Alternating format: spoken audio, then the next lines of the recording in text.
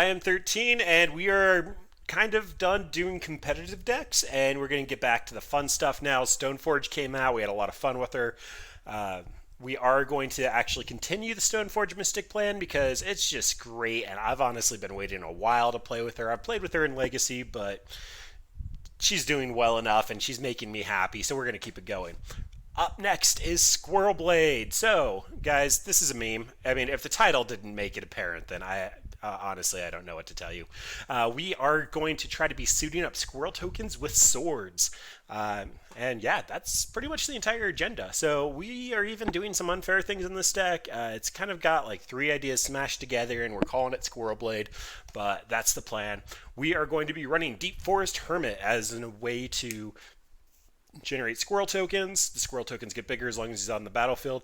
Plague Engineer is really going to wreck our deck, but yeah, we'll cross that bridge if we get to it. Then we get Stoneforge Mystic to go tutor up our equipments. The equipments are going to be suited up on our squirrels.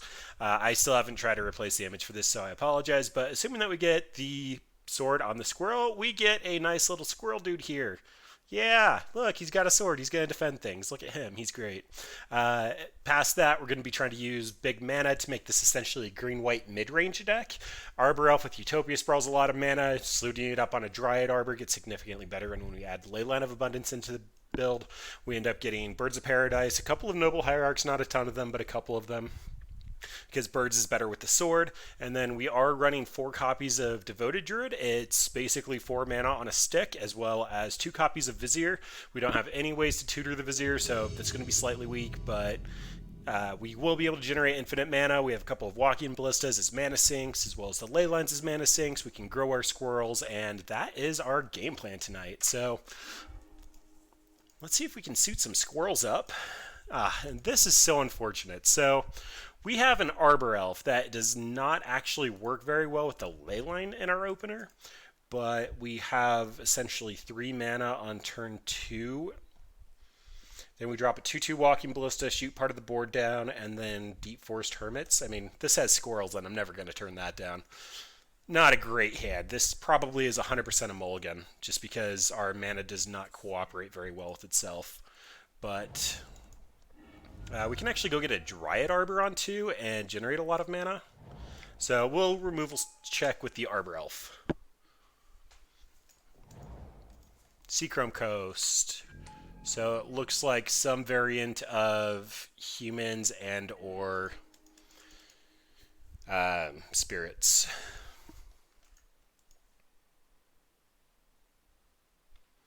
So I can technically have 3 mana right here, put out a 1/1 Walking Ballista.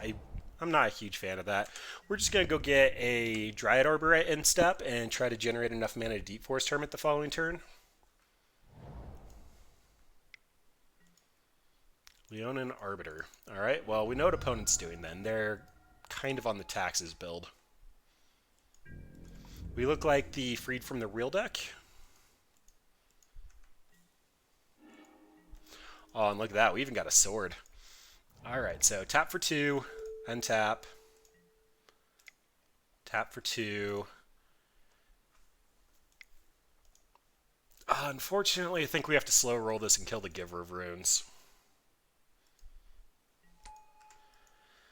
As much as I want squirrels, they just don't accomplish enough at the moment.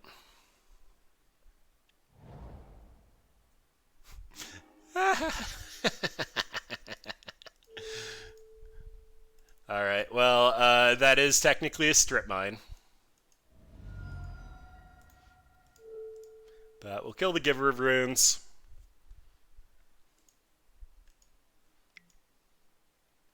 Yep. Should name colorless. Yep. Well, that's sad. But seeing as how they're blue, sort of fire and ice might be slightly relevant.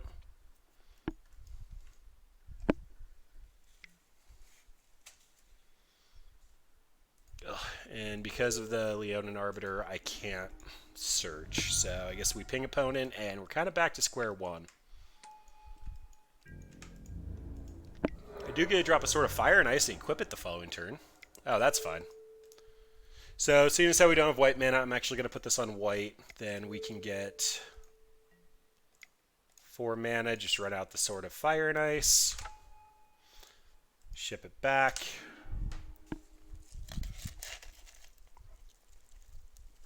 And then an opponent has to find an answer. So we are technically in the driving spot at the moment. Flicker Wisps target the land. That's sad.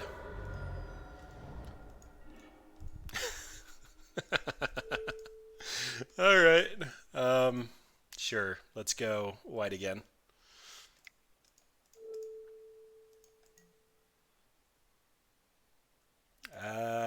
That was a mistake. But that's fine. We'll incentivize opponent to try to interact with us again. I didn't want to attack there because the Arbor Elf is what's actually giving us the ability to cast the Deep Forest Tournament.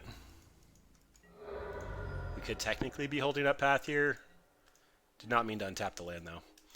Ooh, okay. Yeah, I mean, we're just going for Deep Forest Tournament.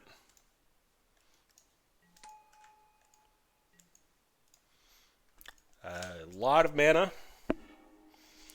Now I can grow the entire team. Or just move Sword of Fire and Ice over to a Squirrel token and... that Aether Vial's up on 3 now, though, so they can Flicker Wisp anything I try to put the sword onto and attack.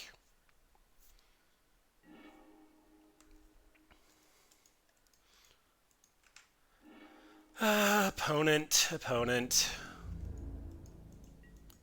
Why don't you want to have fun?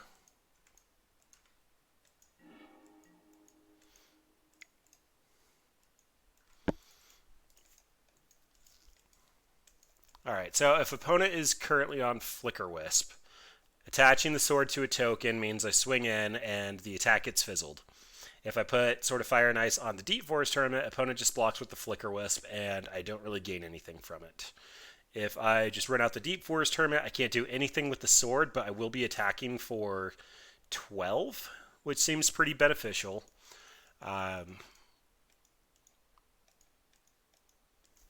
Yeah, I think we're on Deep Forest Tournament. The Sword of Fire and Ice is protecting the Arbor Elf from a Deputy of Detention. Okay, and opponent just scoops it up. So they must have had nothing going on. All right, we get taxes. So I'm not actually very excited about this Honor Guard on the side because it stops so much of what we're doing. Essentially, what I'd be looking at in this case would be completely removing the Stone Forges and possibly the Deep Forest Hermits for just a green-white mid-range plan. This is only creatures, so Batterskull still created its Germ token. The Chameleon Colossus still grows to be an insanely large squirrel.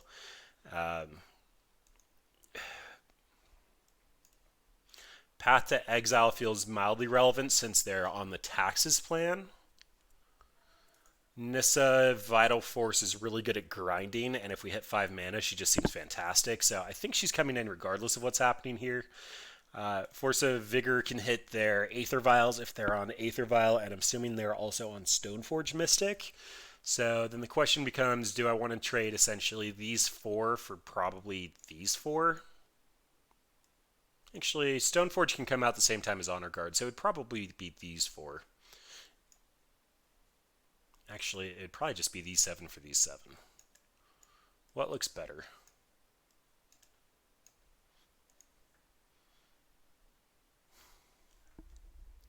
Because this stops Flicker Wisp, it stops Thraben Inspector, it doesn't stop Thalia, it doesn't stop Leonin Arbiter.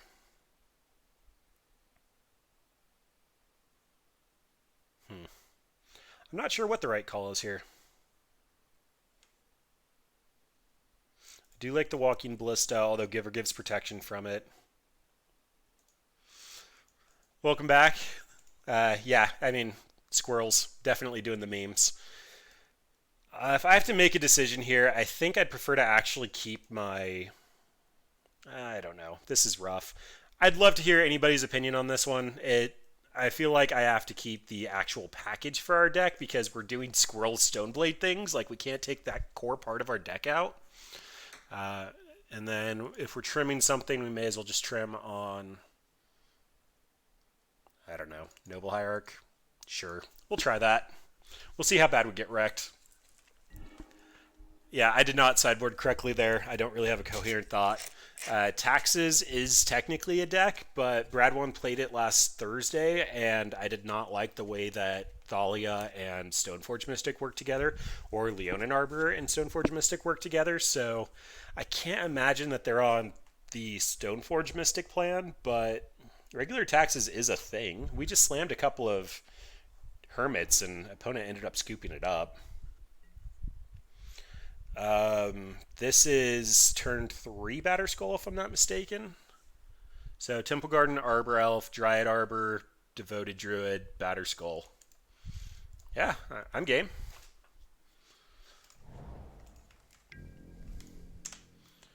And opponent's on a slow Hallowed Fountain. Alright, well, the way my hand's stacked up, I'm going to run out the Arbor Elf first because it's better to a top deck Utopia Sprawl. Since we don't have Leyline, Noble isn't strictly better. And if this gets pathed or opponent just slams one of their hate bears, then I'm kind of okay with that. That's a Thalia. Alright, well then that means that I'm not going to be running out the Dryad Arbor, because Batterskull is going to cost 6. So I just need to generate my mana, and opponent can go. Your Thalia looks a little sad when I have 3 mana dorks on the table. If they find an answer for one of my creatures, I need to find an untapped land to run out Batterskull this turn. Otherwise, it's just Deep Forest Hermit. Nope, you got it. Oh, and we have another Hermit! Oh. Okay, is it worth the counter to get Batterskull out this turn? Because we're going to go green, green, green, 1, 1. And I can untap, but I don't think it's worth it. So let's just go ahead and Deep Forest Hermit. This is how we won last game, and it's Squirrels. Like, we're definitely doing Squirrels. Walking Ballista could have also been correct there. It actually is probably more correct because it kills the Thalia, and if they just slam a land and a Leonin Arbiter, they can double strip mine us.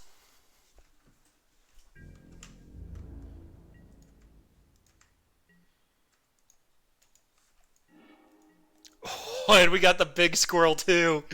Oh, this is going to be a 5/5 because of the Hermit. Alright, well, opponent left up all of their mana. I'm expecting a Spell Queller here, which means that I need to get Walking Ballista to be at least a 3/3, and I have the mana for that, so let's go for it.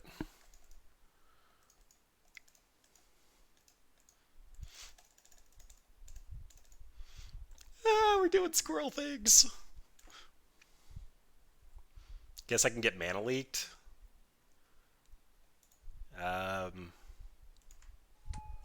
Yeah? You got it.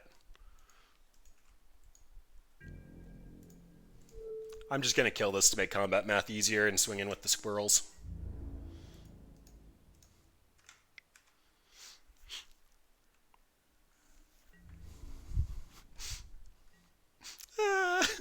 We're doing it! Pew pew! Shoot down the Spell Queller.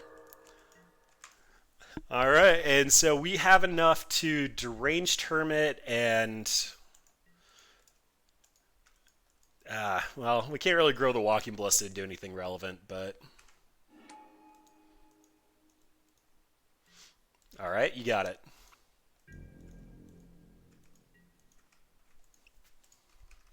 I mean, that's sad, but if that's what your plan is, then that's your plan. Wow, and I don't really even have anything of merit to attack with. This is why we need a blade for our squirrels. This Field of Ruin's looking a little tempting, so if I Field of Ruin, that still leaves me up with 1, 2, 3, 4, 5 mana. But this Chameleon Colossus is going to get to be massive.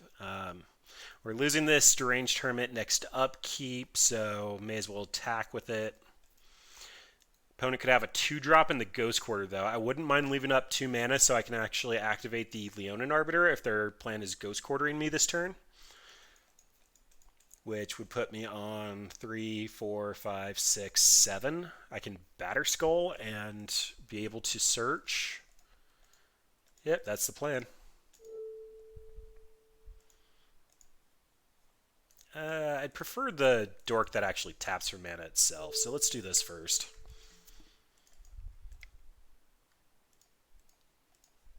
Batter Skull. Then I can put a -1/-1 counter and still search. I should have attacked first. The attack here is less obvious because it's going away, and I could have potentially had mana to grow it or something. Oh, I had the Exalted trigger. Okay, that's a punt. I could have actually traded out the Walking Ballista for the Deputy of Detention.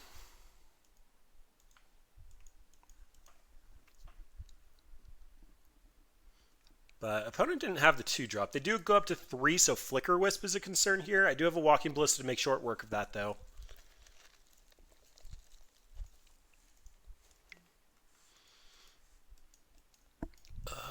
Yeah, I want the land. Kind of starving for lands over here. Sure. There's a consideration to get white in case they try to Ghost Quarter me.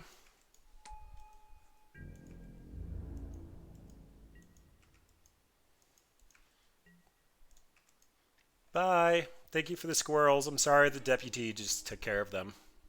I really tried to do my best.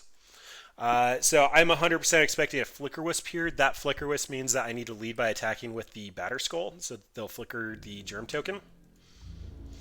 Then Walking Ballista can come down and clean house.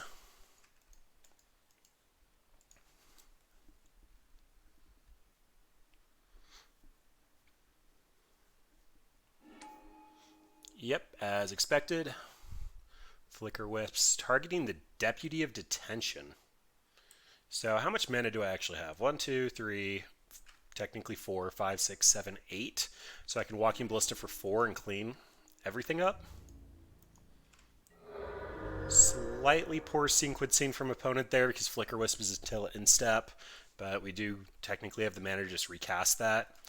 I don't mind taking the 3. Deputy's going to come down and probably target one of my mana dorks. So sure. Deep Forest Hermit, just that we can spread some love around. Also be a target for the deranged, or for the Deputy of Detention. Then Birds of Paradise. If opponent wants to target the squirrel tokens, that means I don't have to invest into Batter Skull the following turn. Interesting. Took the Batter Skull. I mean, I guess we technically have the mana to do anything we want to.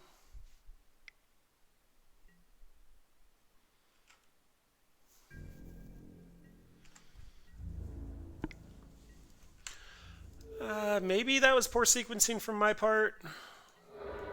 That gave them the opportunity to suit up the Flicker Wisp. But I was also going for lethal this turn, so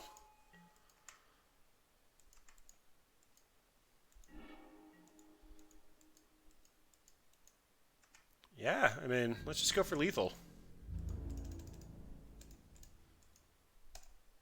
Do I want to send in the Hermit? Yeah, I want to send in the Hermit.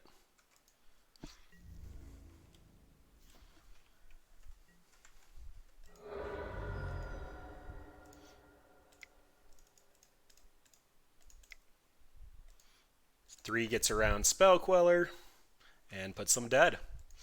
Hey, we won one with Squirrel Blade. I'm already happy. Let's update that record. That needs to be the first thing that happens. So we are playing Squirrel Blade, essentially green-white mid-range with an emphasis on squirrels, just so that we can, meaning pretty hard. We are essentially trying to utilize a bunch of mana generators from Leyline to the Devoted Druid combo with artifacts from Stoneforge Mystic and all the fun stuff to ramp out our mid-range threats and hopefully just outvalue the opponent. Decent showing against Taxes, but I think right now Taxes isn't in the best spot. Oh boy.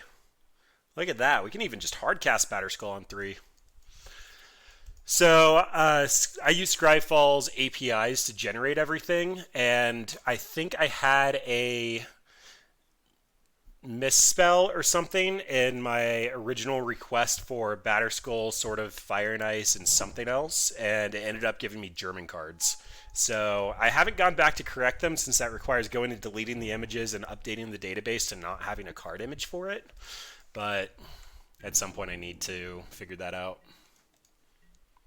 Oh boy. Alright, so opponent started off with Conflagrate right off the bat, which means they're going to essentially just send a ton of damage at the ground and to me, empty their hand and start dredging.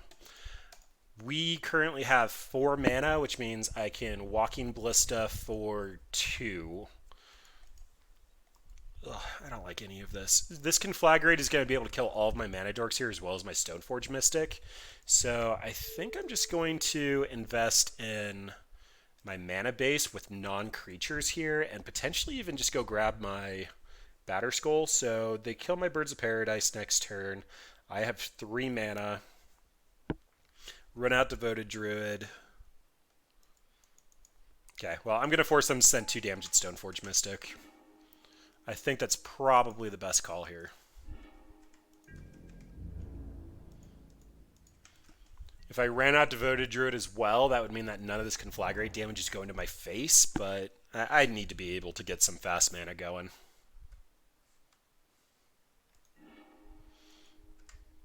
Only did it for 3, but they discarded 3 Dredgers. Okay, well, shenanigans are about to get real. But I'm also going to have a really, really high amount of mana. Like, this Walking Ballista is just going to put some work in. I found another Conflagrate. I call shenanigans, opponent. Shenanigans. So, probably Conflagrating for 3. For shame. That is ridiculous. I think I just died a little inside. And the good old Swarm Yard for the memes. I think this is just Walking Ballista for 2. And then hope that the Batterskull can get there. Oh boy. It costs 8 mana.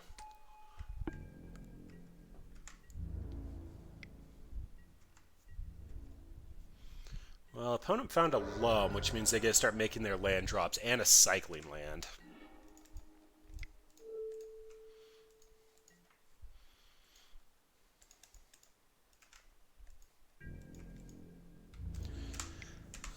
This sequencing left me available to put a 1/1 counter on Walking Ballista end step. Also, opponent knows our hand, so I probably should have done that before combat damage. Oh, geez, they have 2 cycling lands, and they dredged Loam. This is going downhill pretty quickly. Luckily, nothing that comes back from the yard yet, though. They do have a Prized Amalgam, but that's about it.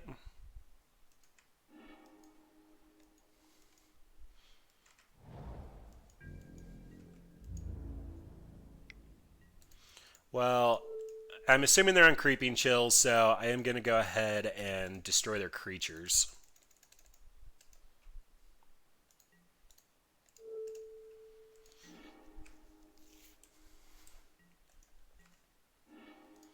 Misty Rainforest.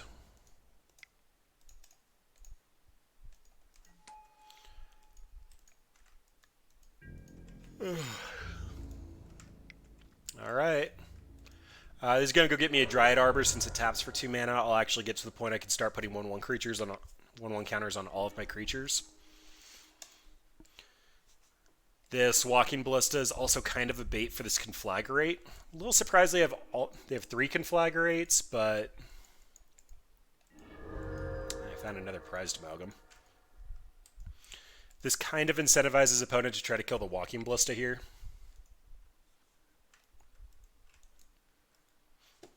get the germ token, but I should be able to just replay it next turn. Ah, look at that. Called it. Germ down. I repeat, germ down.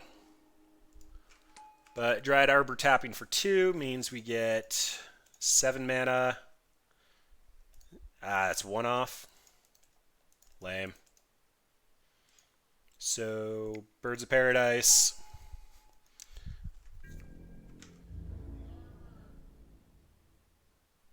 Sorry, what was that, Bradwan?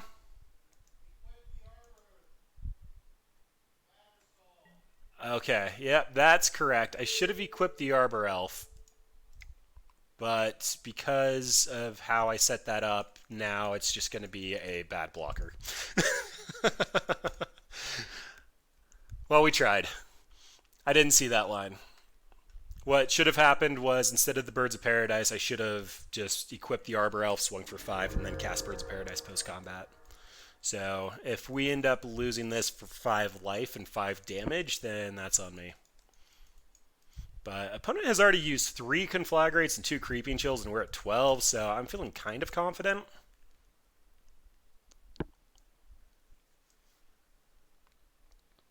I completely forgot Batterskull had equipped text. I'm so used to just using the germ.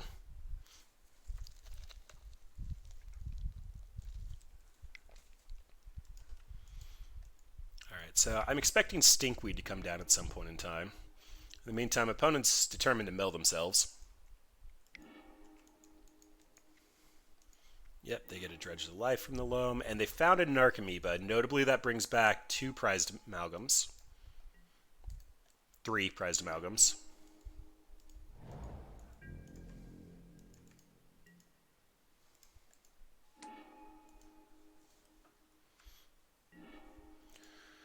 Oh boy.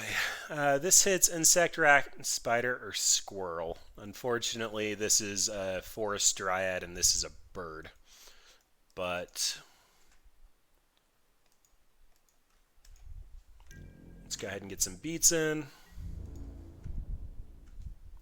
Opponent likely blocking with Narc. Oh, they're not?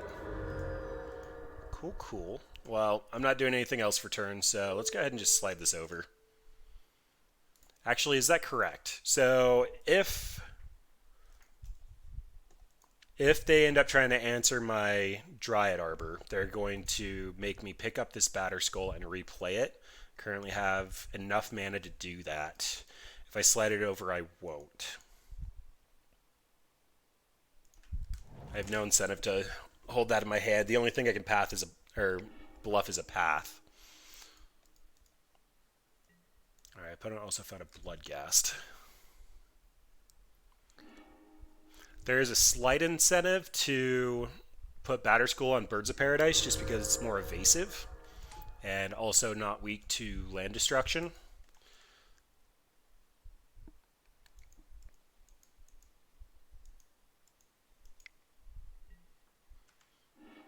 Alright, opponent, keep loaming. 10 cards left in deck.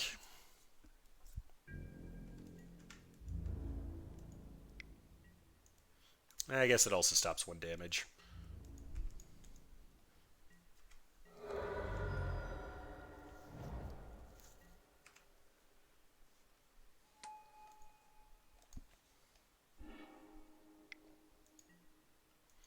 And there's good old Stinky Boy. With Stinkweed, I think I am incentive now to actually create the Germ token. And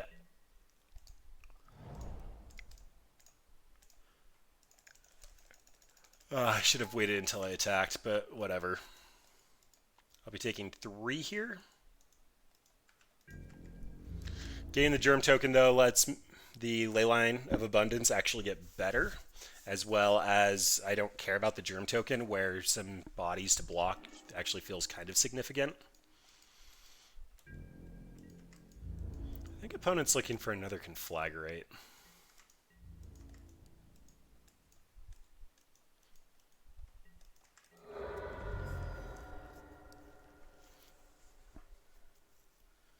So I have 5, 6, 7, 8, 9, 10, 11. I have a decent chunk of mana. Opponent does have one more Creeping Chill to find, and Bloodghast are getting haste, so that is something to keep an eye on.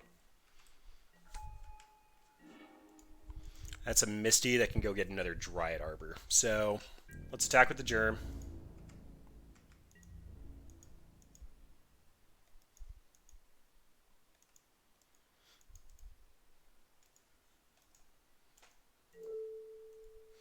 Yep, they're all the same. They currently actually don't have a way to get these back. So I can activate this for 8. 5, 6, 7, 8, 9, 10, 11. So I don't want to do that quite yet. I can do that after I get one more Dryad Arbor. So let's suit up the Birds of Paradise. That'll go get a Dryad Arbor. And we're close. We're really close. Opponent is also hitting a point that they have to stop dredging.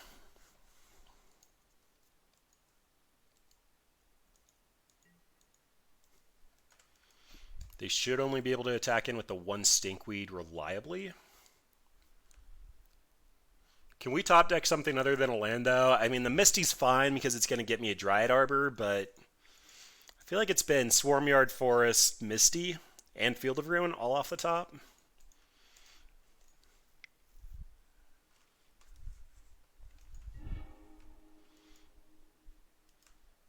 Oh boy. I did not see them Blast Zone.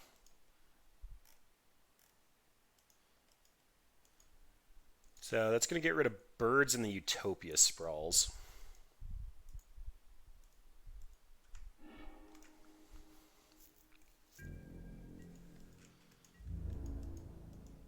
Then I'm looking at a lot of damage. I think that was a punt. I could use the Leyline last turn, but that's only going to put 1/1/1 counter up on all of my creatures. Which, long term, doesn't really mean a whole lot. Without doing math, I know I need to block the prized amalgams because I'm going to be taking 7, 8, 9, 10, 11. So I am basically dead.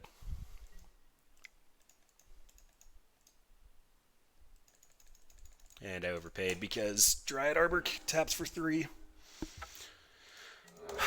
I should have put the Batter Skull on the Dryad Arbor. Putting the Batter Skull on the Birds let them Blast Zone, so I didn't get lifelink. Yeah, I have 5 mana. I can Batter Skull or Walking Ballista for 3. Or 2, I mean. Yep, opponent gets that. That was my mistake. I definitely punted that. But we get Rest in Peace. We get Path to Exile and Surgical.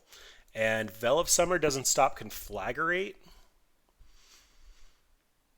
I can stop a Creeping Chill with this, but I can't actually draw a card from it. Is this good enough? I don't think this is good enough in Dredge. Let's see what we're going to pull out, and Veil of Summer as counter-target Creeping Chill trigger might be relevant. So, the infinite mana works. Opponent shouldn't be interacting with us too much. We did also start that game with 2 Conflagrates for 3 that killed 2 creatures apiece. So, I felt like we put up a fight there. Punt aside. Chameleon Colossus Pro Black is actually super relevant. Walking Ballista can shoot down a lot of their creatures, but they have recursion. I might just be trimming on some mana dorks to actually bring in good removal. We can probably get rid of a Deep Forest Hermit. Just a little bit on the slow side. If we interact with the opponent and can go long enough, we're probably fine. Then I love Squirrel Nest, but it's looking like a trim or a cut since there's only one. Rip and Surgical don't work very well together, but opponent should be bringing in sideboard hate, so hopefully we'll get some value off of that. This also stops Creeping Chill as well as the Blood Gas and all those fun things. Utopia Sprawl, because they're on the Lone Blast Zone plan, is probably kind of relevant. Although, if we're going down for considerations for Blast Zone, I'd probably rather take Arbor Elves out, leaving the Noble Hierarchs.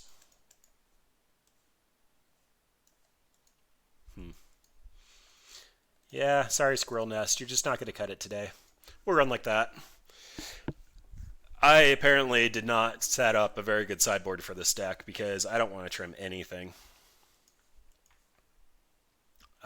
Single lander, but I'm considering it. We're on the play, which means we get to start off with the Birds of Paradise, and then we get to Utopia Sprawl and Devoted Druid, and then we just get to slam a Chameleon Colossus and hopefully take it the distance. Yeah, why not? Hopefully we'll draw a land. And opponent also can't conflagrate us on the play, so Temple Garden in case I need a path. Birds of Paradise.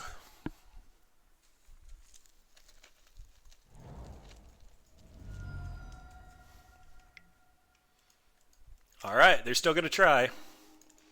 That's kind of an awkward ley line. So, oh boy.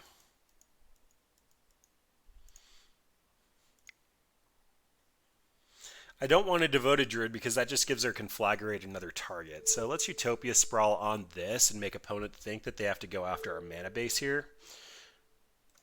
We can just put it on green, and then if they don't Conflagrate us, we can run out another ley line. If they do Conflagrate us, we can Devoted Druid and hopefully path something.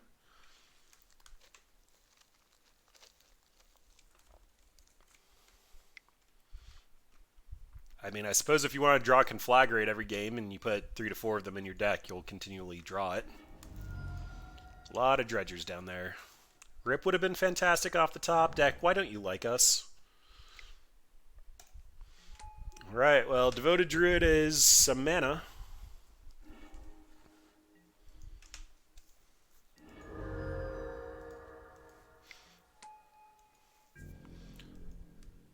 Neonate is not that big of a deal. We have 5 mana. I think Batterskull is probably going to be the best line here because of life gain.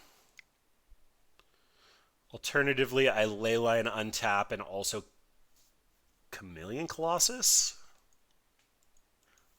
Oh, that seems so good. So opponent hasn't actually represented anything nasty yet. They're going to be dredging 5 next turn.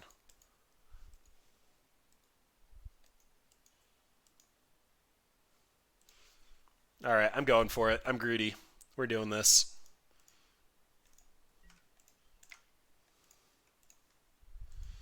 Ta-da! Mr. Growy Pants? That's not a good name. The Big Squirrel. No, that's Corrosion Beast. I don't know what to call him. He's going to be massive. Opponent did have Nature's Claim. Oh, this line was weak to Force of Vigor. And that gets to go get me a Dryad Arbor. Things are coming up, Millhouse.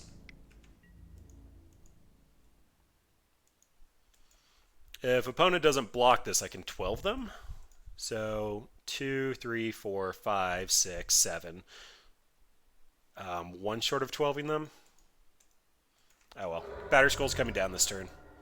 I know that for a fact.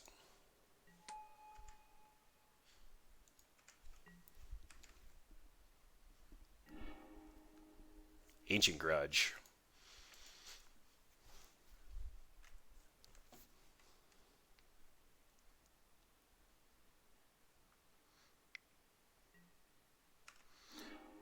Loam picking up Stomping Grounds, Blast Zone, and a Mountain.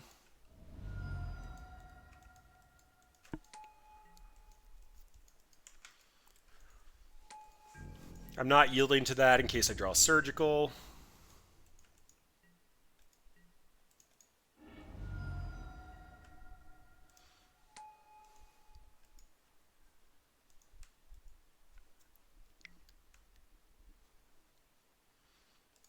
I guess that was weak. Nothing I could have gotten could have bounced this back to my hand, though.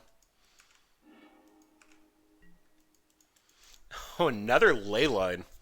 So, Leyline can grow.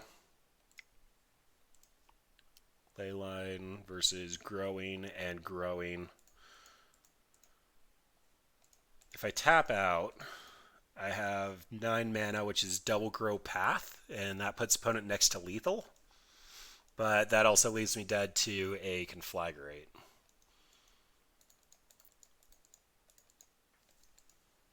So kind of go for the free ley line. Free ley line. This is now 4 mana. I have Path Up as well as Growing the Chameleon Colossus. Ugh.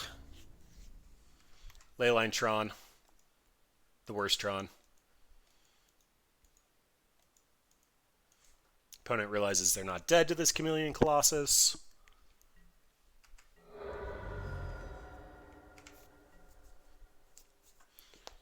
But if they don't get out another additional blocker, they are dead because of this Path to Exile. No graveyard hate, though. That was a sad batter skull.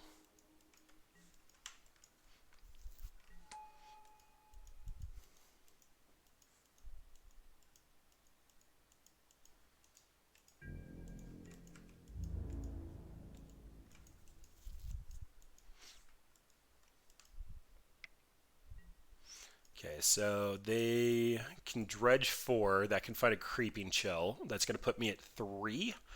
And they have 6 cards in hand. Conflagrate for 0. Discard the hand. Hit me for 6 is lethal.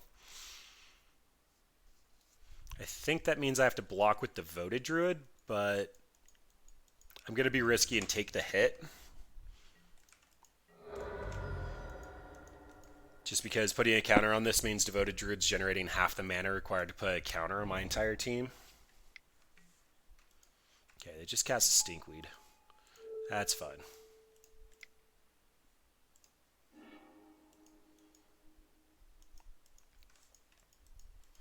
I guess that was probably the worst target because I have Pro Black. Ugh, I need to find a way to get Trample. Forest doesn't really help at all. So 4, 8, with 4 left over. Putting 1/1 counters on after blocking, these creatures will still die.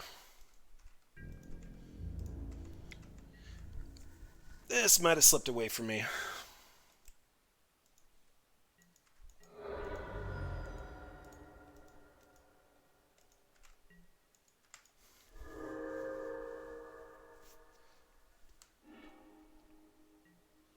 And that's a Creeping Chill.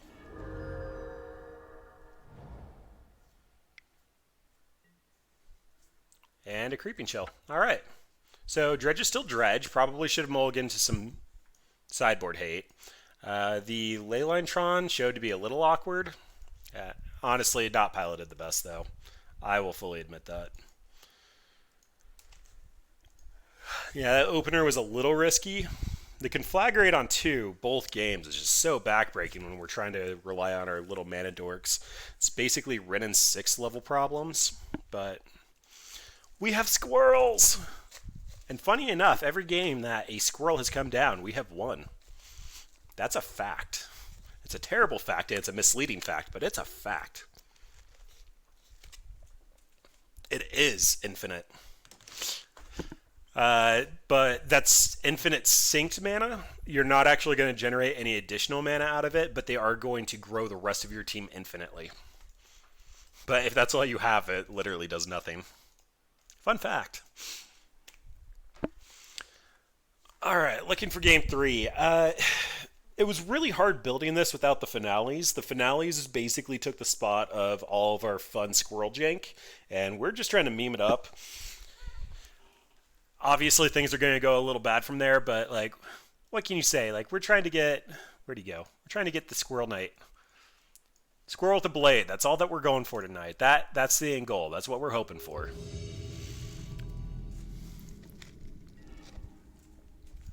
All right. We will take the play. And this has squirrels in it. So this is actually a turn 3 Deranged Hermit, if I'm mathing right. But I have to sacrifice, or not sacrifice the Devoted Druid. Turn 2 Devoted Druid. Turn 3, he gives me 2 mana, and I have 3 lands. But we get better starts, and I don't think a turn 3 10 power is good enough. We'll look for a Leyline. Or this combo. This combo's fine.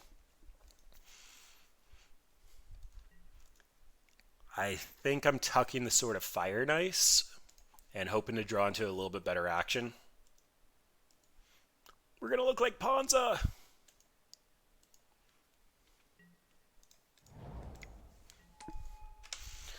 All right, what are we playing against?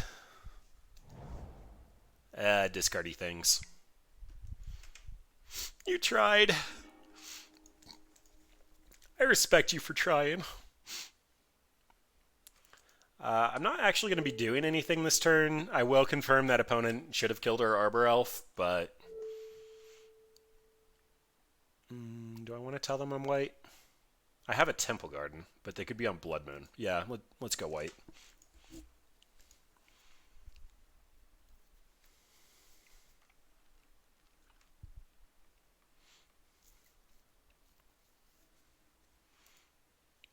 Oh, it's Bottle Gnomes.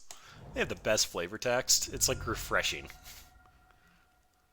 Dreadhorde Arcanist.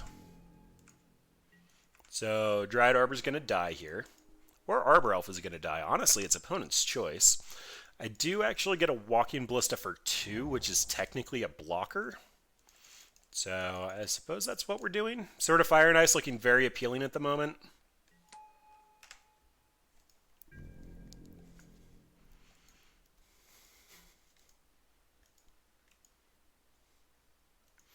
Hopefully what happens there is opponent attacks in with Dreadhorde Arcanist. They recast the Bolt targeting the Ballista. I just shoot them for 2 Arbor Elf, and then we top deck a threat. Where's it going?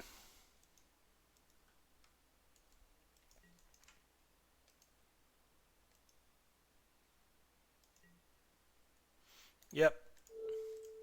Read you like a book, opponent, but I have no resources, so this is literally the best thing that I get to do.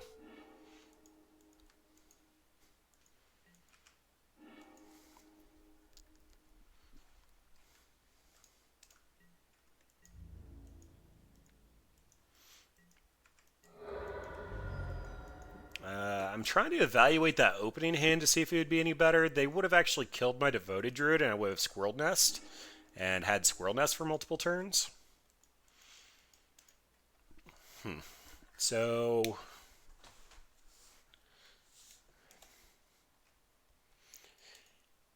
I get to Leyline and Arbor Elf with a mana floating.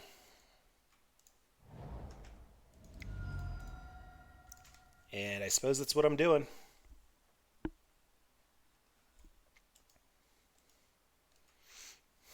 We honestly look more like Tooth and Nail now. We started off looking like Ponza, but we look like Tooth and Nail. I don't know what the white's for. Maybe we have Elish Norn in the top? I don't know. Definitely not guessing we're a squirrel deck at this point, though.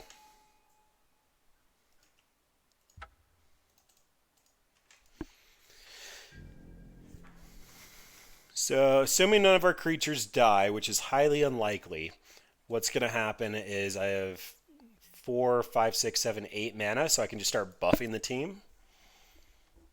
If they kill any of my creatures, though, I'm down 2 mana. But Batterskull's a pretty good top deck. That looks like an off-color cycle land. I'm assuming opponent's Rakdos. This actually looks like the Skelemental deck, if I had to guess.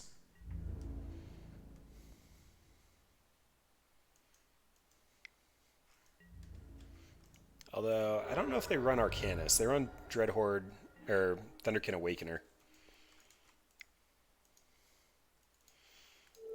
Huge fan of the Squirrel Nest, though.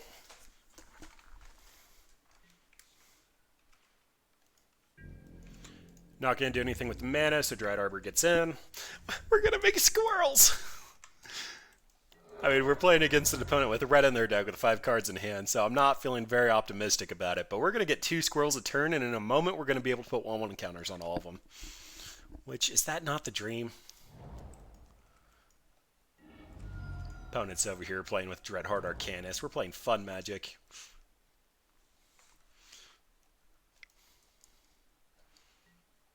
Hazaret. We can deal with Hazaret.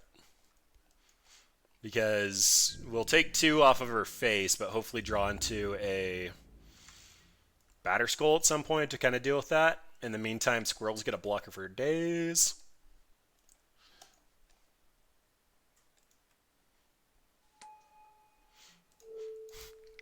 We're doing it.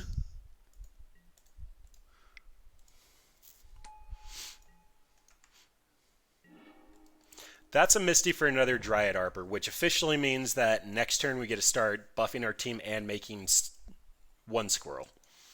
Not quite two squirrels, but one squirrel.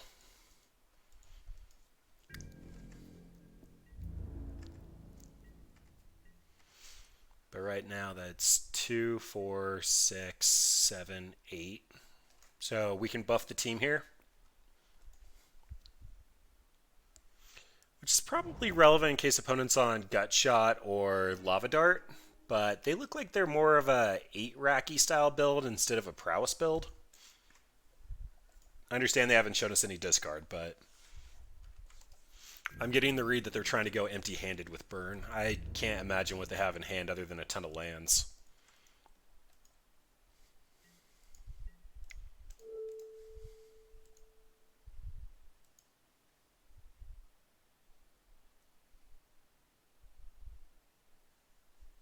Do I get priority back?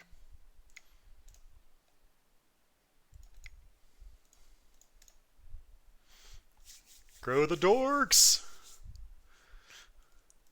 Oh yeah, I'm a huge fan of my squirrels being completely roided out and completely unrecognizable. My EDH deck has Trojan Beast in it. Keep in mind that's a 4-mana 8/8 with the right conditions. But he's in there.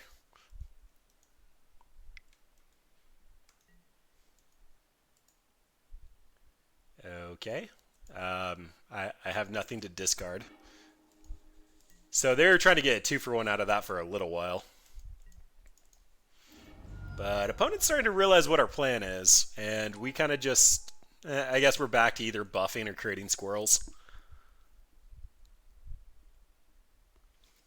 The squirrels, man, they came from the trees. They're going to be bigger than your gods in a moment.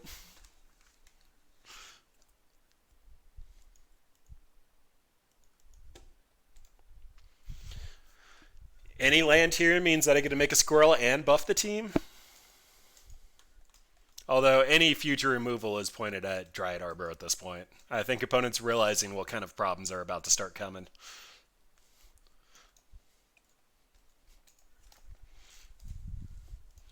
Our honor guards here are supposed to be for the Soul Herder matchup, just because we will not outgrind that deck. It's just not going to be possible. But I had the feeling we can outgrind Rakdos. That feels like something that could happen. Being on K command, though, makes our squirrel with sword plan a little less good. I can only imagine opponent right now is like scouring the internet trying to figure out what the heck could be going on in this deck. All right, well, what's the plan here? I can tap these 4 for Leyline. That'll give me 3 4-mana. That doesn't do anything, but I will officially be getting 6 mana off of these 2, which puts me back on Squirrel plus buff. Additional Leylines are just so weird to draw. Opponent attacking can only get something with converted mana costs less than or equal to your power, so this K command's off the table at the moment. If I grow the team now, everything still dies to Bolt, but this Dryad Arbor still dies to K command. The Squirrel becoming a 3/3 means Dreadheart Arcanist can't attack in.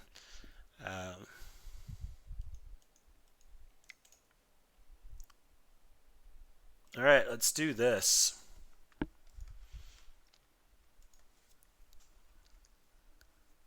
They're red-black, so they really shouldn't be able to interact with our ley lines.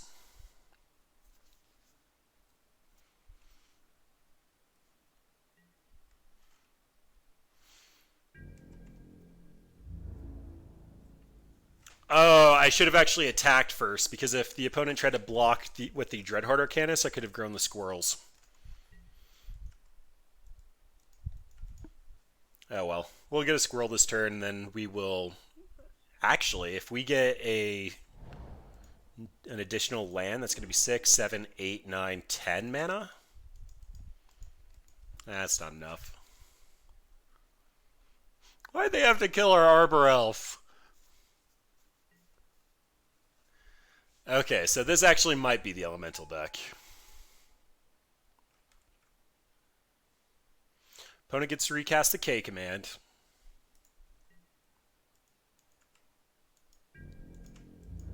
But decides not to? I don't know what's going on over there. I probably need to start attacking with the squirrels, though, because opponent's not actually putting me under any pressure.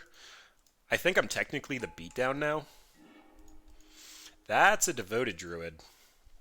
That's a lot of mana. Alright. Attack opponent, attack opponent. I kind of don't care about the Chandra. Like, they get a recast K command, but at the moment that doesn't mean a whole lot.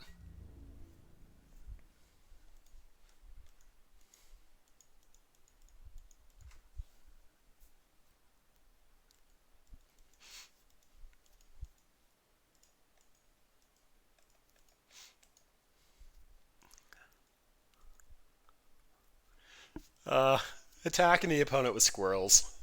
This is just zen in my life. This is what I need to be balanced. Alright. As expected, no blocks. We get a devoted druid, and then we can leyline if the opponent tries to K command with Chandra. So opponent has to have Bolt here, otherwise I'm able to double grow the team next turn.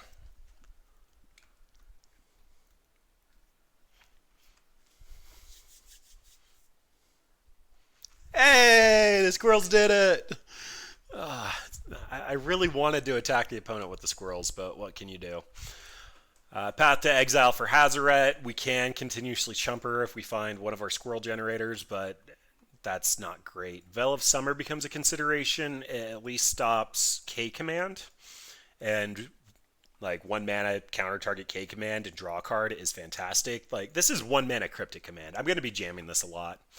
The Rest in Peace could be a consideration because they are clearly a graveyard deck. I'm expecting Seasoned Pyromancer and potentially Unearth out of them.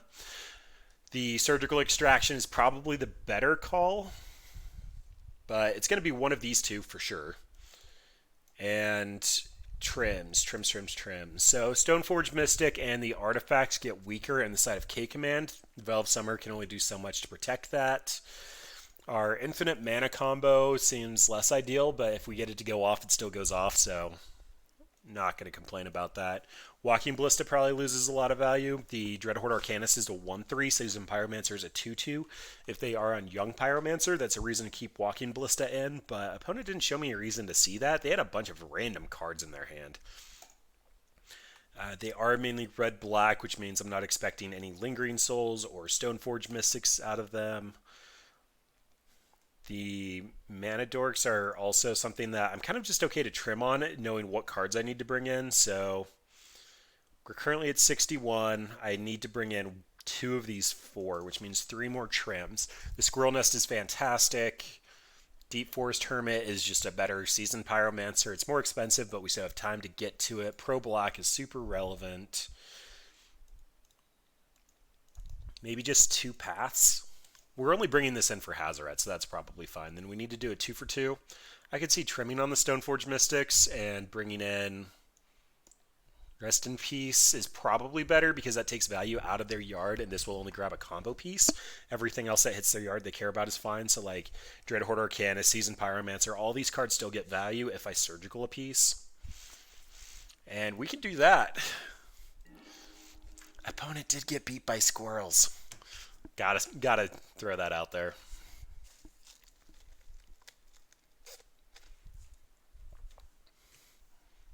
But opponent also gets to discard us now.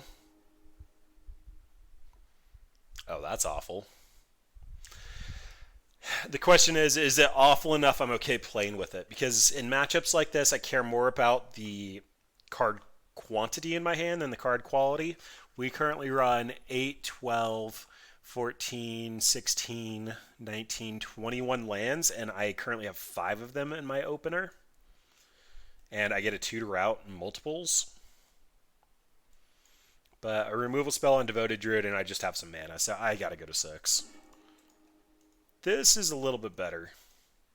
We can keep this guy. I'll ship back the Field of Ruin. It felt the least relevant. The only utility land opponent showed us was the off-color Canopy land. And this means opponent has to kill our Birds of Paradise, and then we get to go tutor up a Dryad Arbor. Oh, we even have a replacement creature. Birds, birds, birds, birds.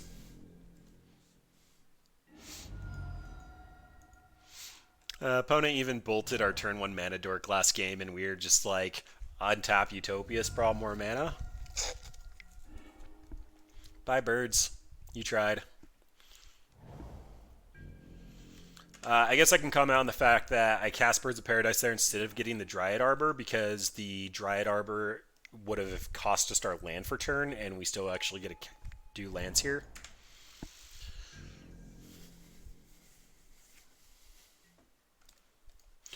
The Dryad Arbor will give us more mana long term, but expecting to get removed Birds of Paradise was the play.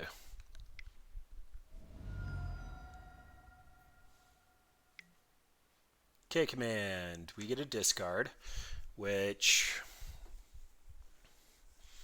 Oh, wow. Is it the land?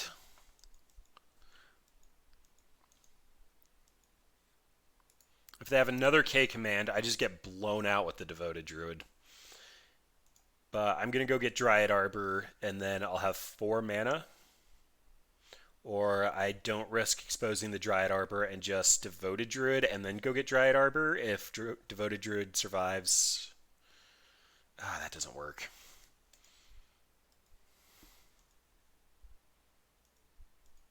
I don't like any of this. I suppose what's going to happen then is I'm just going to take my next turn and run out the Windswept Heath, go get both Dryad Arbors, and then run out the Deep Forest Hermit. Although that requires them both to survive my opponent's instep, and they're a deck with a lot of instants in it. Versus just go get Dryad Arbor now and be live to top deck in a 3-drop. What's in our 3-drops? Well, technically 4 drops. So Chameleon Colossus would be good. Any of our 3-drops would be good. We have a couple of Stoneforges left in the deck, and we just lost the other piece for our infinite mana combo. I think this is a Dryad Arbor. Veil of Summer will protect Dryad Arbor, and then the following turn I get to Deep Forest Hermit.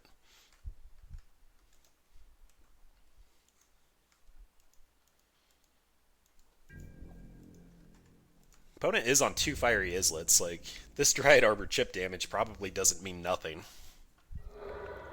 It's small, but it doesn't mean nothing. Now if opponent tries to K command, we Veil of Summer, pray they don't have a bolt, and we are good. Seasoned Pyromancer, also acceptable.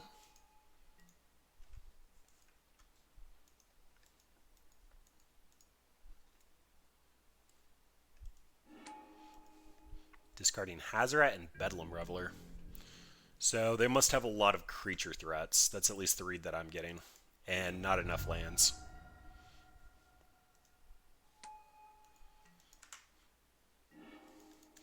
So I like your Seasoned Pyromancer, but just FYI, this is what you get for 5 mana. Dun da da da. I'm never gonna get sick of that. I kind of wish I would have top deck a land here so my Veil of Summer would be live. Opponent did draw 2 fresh pieces of action.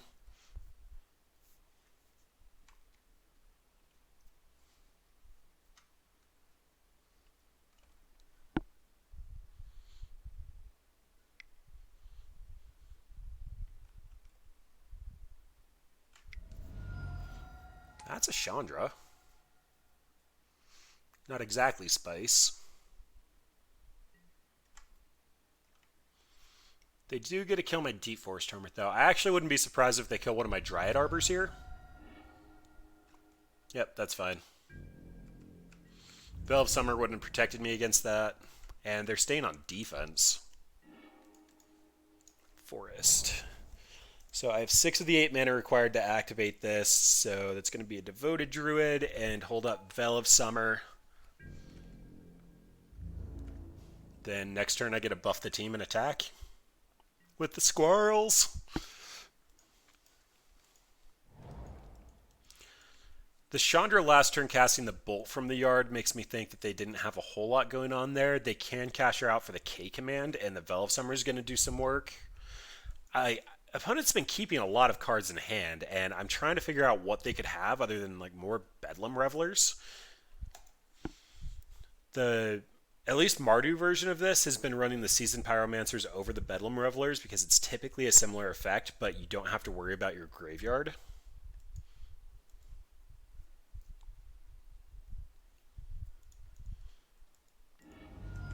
I wouldn't be too surprised if they start cashing out these Fiery Islets. Just because I can't imagine what they have in hand. Discarding Hazoret and Bedlam Reveler just makes me think they have expensive threats and no way to interact with my board. But we have the green cake or Cryptic Command, so do your worst, opponent. Just make it black.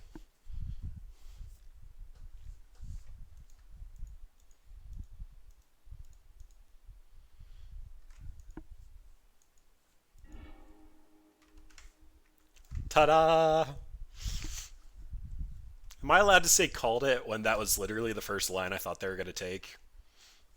Recasting the K command. I assume they're going after Devoted Druid here because this currently represents 4 mana.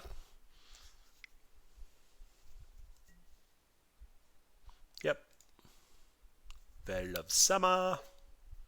Counter your K command, draw a replacement card.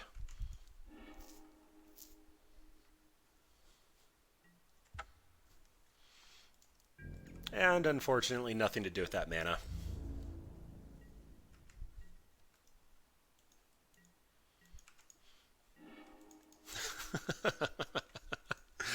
Oh boy. Well, this is free, so I'm doing this. It's also mana fixing me in case I draw one of our couple of white cards left in our deck. Then we get to... we'll have 4 mana left over.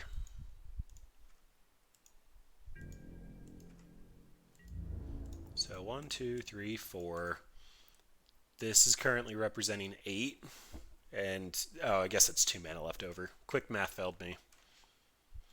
Opponent can trade their entire board for 2 squirrels and take 4.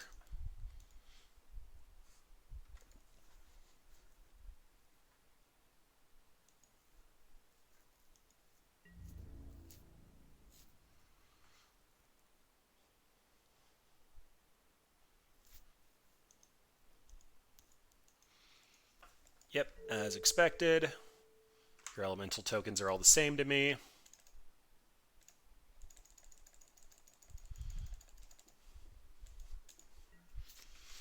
Grow the squirrels.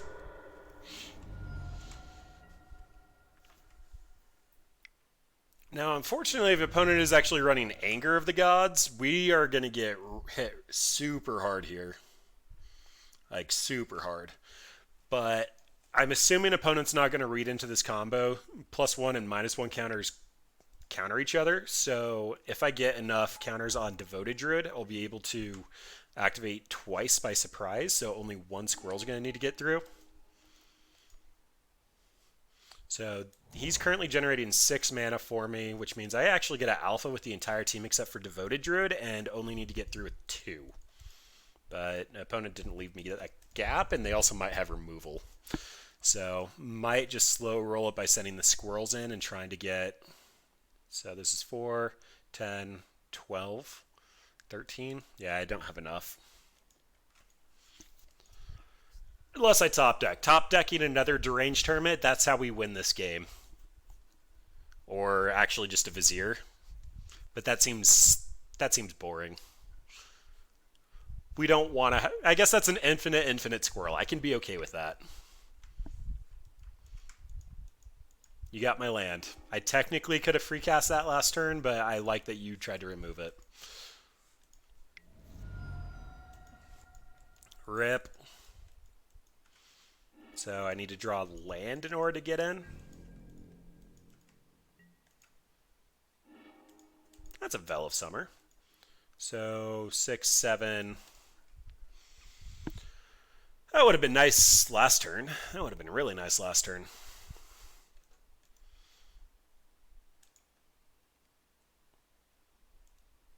Yep.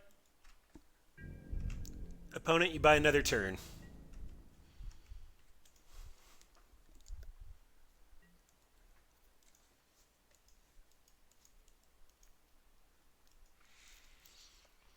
Bolt is super bad. Ah, why did they have to kill the Devoted Druid? Please be K command. Plague Engineer. Can't do much about that. The question is, are you afraid of the squirrels or the trees? Good call. So what this actually does is it turns off Squirrel Nest.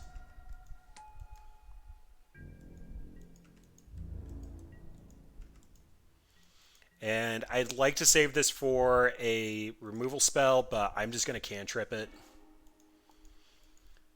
Okay, well that at least allows me to grow my team. Plague Engineer does have Death Touch. I think most people are aware of that by now, but it was a little sneaky when you first saw it. Oh, the forest. Ouch.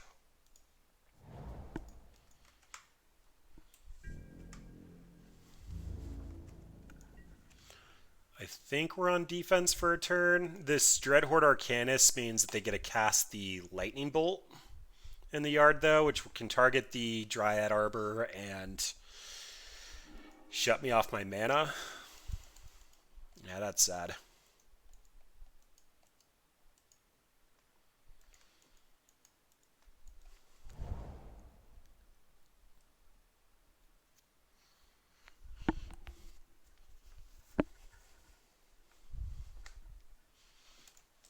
But we have squirrels, and you don't, so I feel like we're already the moral victor here. Plus, we are up a game. We can probably take this on the play, so... Fatal Push. That's really bad, because that means the Dreadhorde Arcanist gets in for free. Dreadhorde Arcanist kills the other Arbor Elf, or Dryad Arbor. I have 4 mana and 2/2/2 squirrels.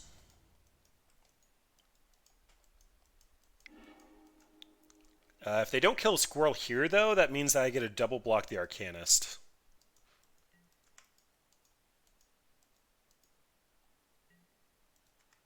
Yep. I mean, that's fair. That did work. But now Arcanist dies.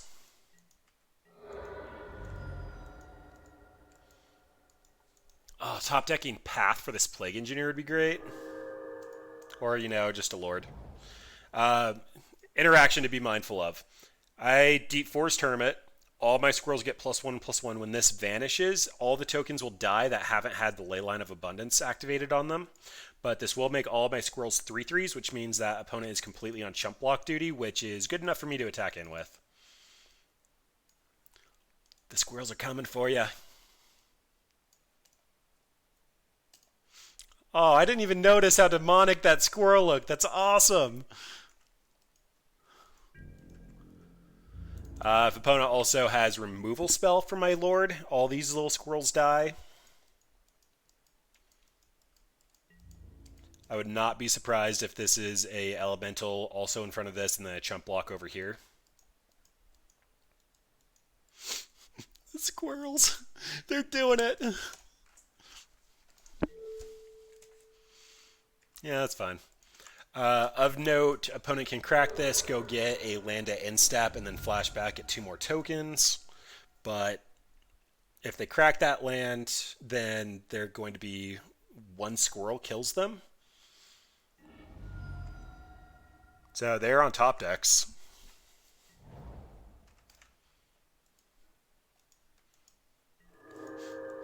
That little Arbor Elf at the start, I'm so glad he swung in. That 1 damage means that a single squirrel is lethal here. So I think opponent needs Anger of the Gods, or potentially Seasoned Pyromancer into top deck 2 removal spells. And he scoops it up. Alright, well, Squirrels moves to the Heroic 2-1 bracket. And I would say the only reason we didn't have a shot against Dredge was I didn't mulligan very well. But doing squirrely things, we are in queue for the next match. Squirrel with swords attached, preferably 2 of them, was the Golden Knight. But honestly, we've been having some pretty good games. I'm not disappointed with how this is going so far. I have been king of the 2-3 bracket with a bunch of janky decks, so I'm not necessarily expecting to win any future ones, but we are playing a kind of fair green-white mid-range list that has a shot of competing. We do have the ability to go infinite and pop our opponent out of nowhere with the Devoted Druid plan. We also just generate a lot of mana at the start and get something like a turn 3 Batter Skull or just a giant growing Chameleon Colossus and hopefully just close out the game that way. But overall, we've been doing all right given the fact that we actually registered a Swarm Yard in our deck list tonight, but we'll see how we do. Hopefully opponent's also on something fair. We can go a little bit bigger than fair, but big mana, Valakut, Tron, all those are going to be problems. Soul Herder is also going to be a problem. The Honor Guards on the side do hurt our strategy a lot, but there's no way we're beating Soul Herder as it is, so had to make some concessions there. Love to take the die roll. This is fine. This isn't exciting, but this is fine. I can try to mulligan for a Leyline, but the way it's currently sitting is this is going to be hopefully top deck Utopia Sprawl on 2 Chameleon Colossus, or just a Sword of Feast and Famine equip, and then hopefully untap all of our mana. So I'll give this a shot. Now, if I'm expecting to have the opportunity for 53 to get my Utopia Sprawl, the Arbor Elf is the better play. If I'm just expecting to swing in on turn 3 with the Sword of Feast and Famine, the Birds of Paradise is the better play. So I think right now, for 53, I'm going to take the odds that Birds of Paradise is the better line, but I could be wrong about that. Plus, like, the whole Bolt the Bird thing, I'd rather the Birds of Paradise die long term. What does that Devoted Druid change? Probably not a whole lot, because this is still going to be a turn 3 swing with Sword of Feast and Famine. Prismatic Vista makes me think we're playing against Urza Sword, so I'm just going to get my color here. I don't think that matters. If I get bolted at end step, then I'm bad at this game and should feel bad. But Sword of Feast and Famine gets to come out. Guess we could see if opponent's on Spell Pierce. I mean, Prismatic Vista can mean anything, but it likely designates either the Snow deck or a 2-color deck, looking for an additional fetch land. Force of Negation, pitch Soul Herder. Okay, well, I suppose this had to come. This is still a turn 3 Chameleon Colossus, and put opponent's little 1/1s to the test. Chameleon Colossus should be a big enough clock that we can work some magic here. Alternatively, I just drop 2 Mana Dorks and expect to blow my hand and get a bunch of attacking Mana Dorks. So I already cracked this land before I realized I could come to that conclusion. So I get a Dryad Arbor here, I cast Devoted Druid, I cast Arbor Elf. Then next turn I have 4 mana off the Arbor Elf and Devoted Druid. Sorry, the Arbor Elf and the Dryad Arbor. Then 5, 6, 7, 8, 9, 10, 11, 12. But 4 of it's going to Leyline first. Whatever, I'm just going to put my clock out. Opponent's going to have Icefang Codal, though. Yeah, I should have gone for the Mana Dorks.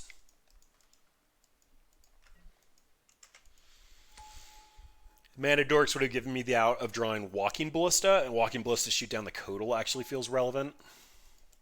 Pro-black versus this guy means nothing. And there's the Death Touch. Okay, that's kind of okay. Little sad at my sequencing for Path to Exile, but that's okay. Opponent's leaving up just enough mana for another Codal. Leyline. Okay, no Force of Negation. That means I get green. Devoted Druid can generate more mana and a snap, but this spreads out my card diversity.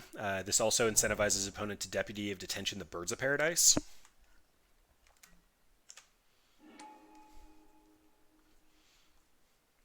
Ewit pick up Path to Exile.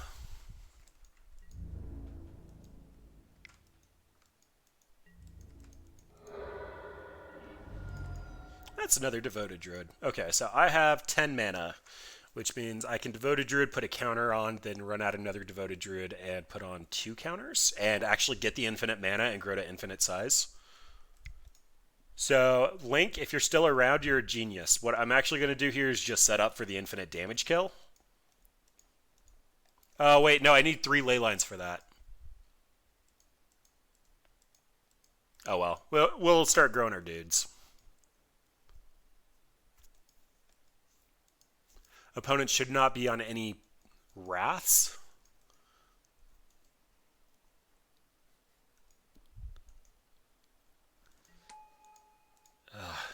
Deputy of Detention feels so bad here.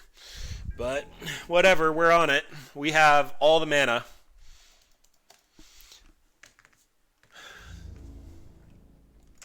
Jeez, that feels awful. And opponent didn't path, which makes me think they do have the Deputy.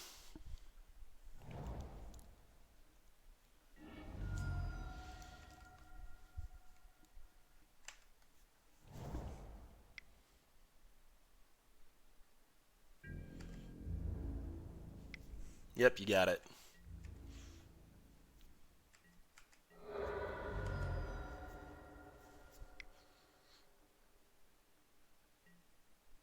Ephemera on the Death Toucher. Okay, so they have infinite pickup with Ewit now.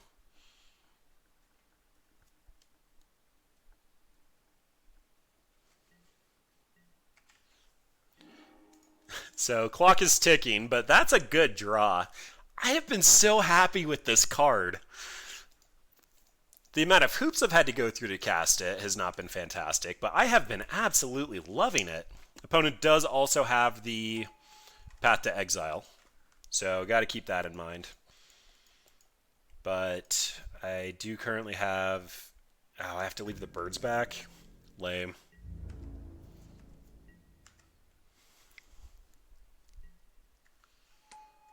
Well, they have another Codal.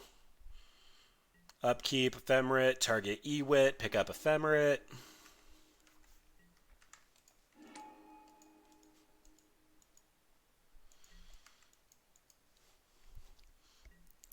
Ouch.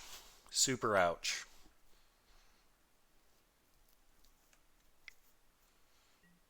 Jeez, I don't even have any counter magic to protect my Honor Guard. Opponent found another Ewit. So they have an Ephemerate and an Ewit that I'm aware of. And I guess the Soul Herder.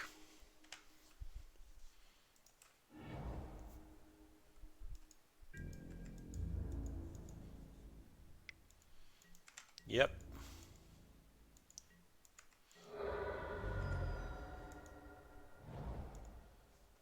Alright, Windswept Heath. Game on.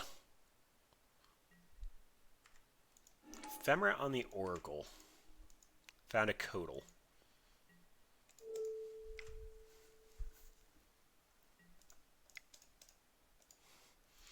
Five, six.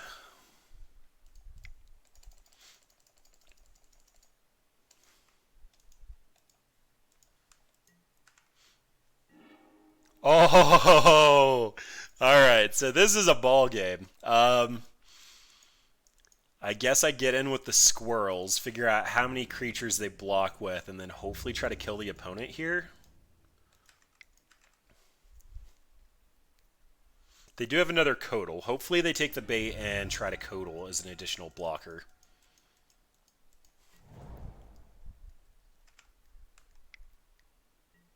Yep.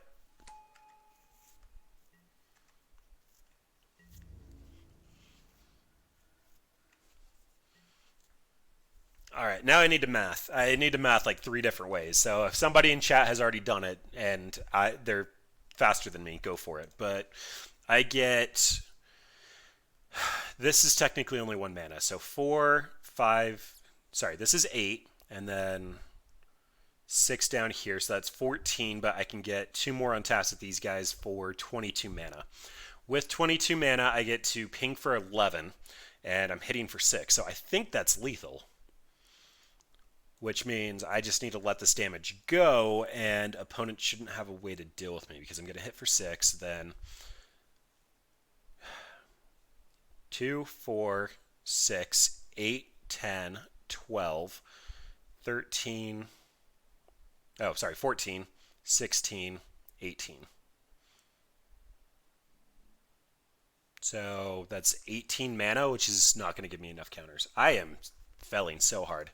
Twitch chat, does anybody want to help me math? Because I am struggling. So 4, 8. Oh, but I get an additional untap with this guy, so I think I'm fine. We're going to go with that and hope that my math is okay. The Walking Ballista math is making this difficult, but we'll see what we can do here.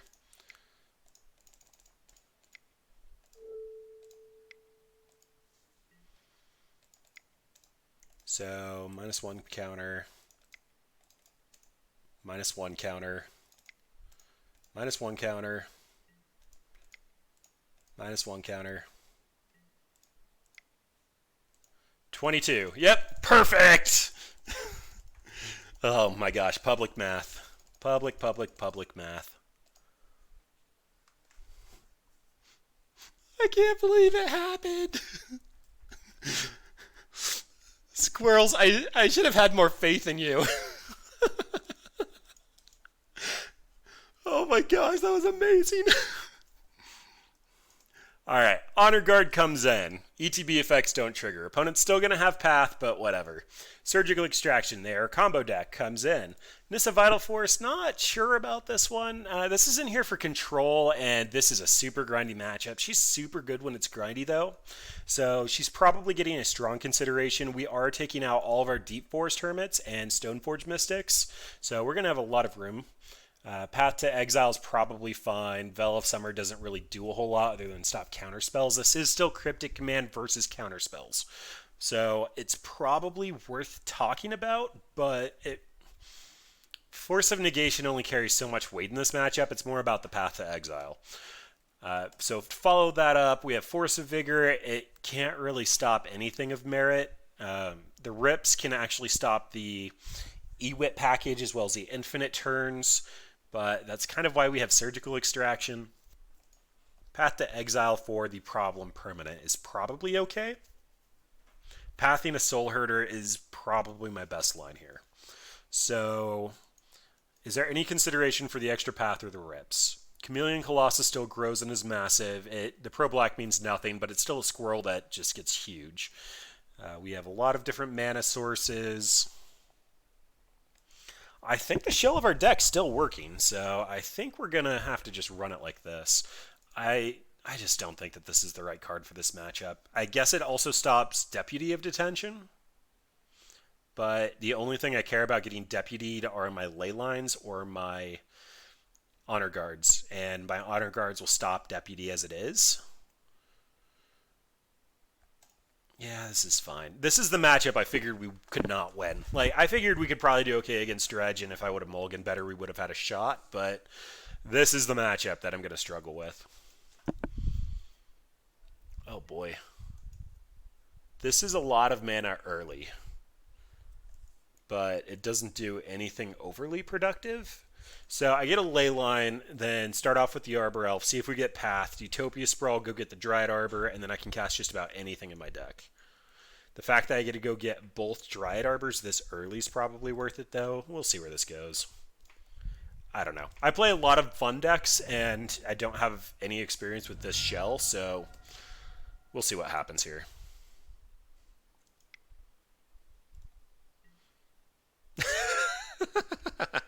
All right. That's fine. We didn't want that anyway. That's a lie. We wanted that. The whole point of this hand was how much mana we were going to generate, though. So this takes Dryad Arbor off the table, but we're also running 19 lands, if I recall correctly, and this gets rid of 9 of them. So we should be drawing Live to Gas.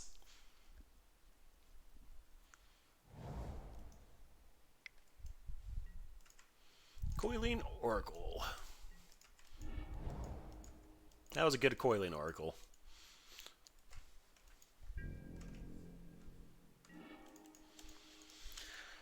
Alright, well, I think I have to run out the Vizier. It doesn't do anything though. I like keeping Vizier in hand as a sandbag, so then that way if you get Devoted Druid and untap with it, you just slam the Vizier and win on the spot. The 2/1's not going to attack through anything relevant. I can go get a Dryad Arbor, but that doesn't mean a whole lot. Utopia Sprawl probably just needs to happen, but that doesn't really generate any mana for me. So we'll do it like this. Get our white mana there. We can go get a Dryad Arbor if we want it. Thin the deck as much as possible. Thinning is minimal, but we do have a high life total. Opponent won't put us under pressure, and that'll give us multiple turns, making it kind of relevant.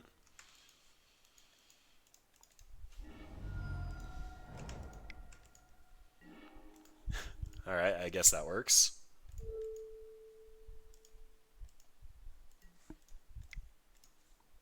Show me what you got, opponent. I found another one.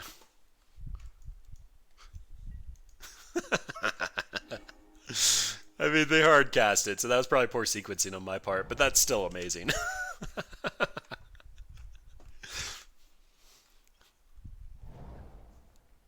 That means my swords are alive. That means my Batterskull's alive. That means Surgical's live. It is one of the few payoffs in our deck, though, so I guess I shouldn't be too happy about that.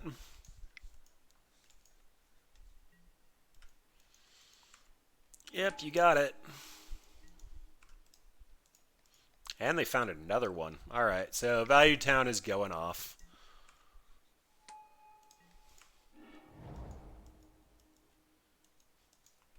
Wow, they're putting us to shame, and we're supposed to be big mana.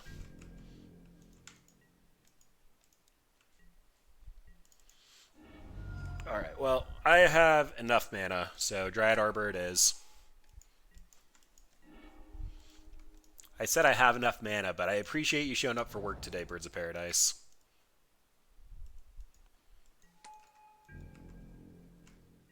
Yeah. Two of our ley lines are gone. Even if we top deck one, it's meh for mana production, so may as well get a couple of chip hits in.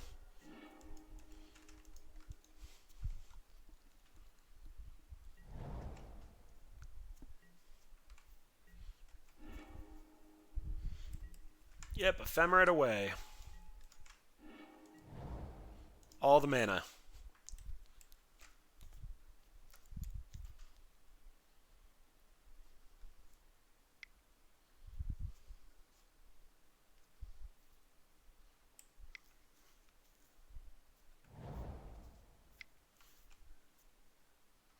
Five mana. Gearhulk.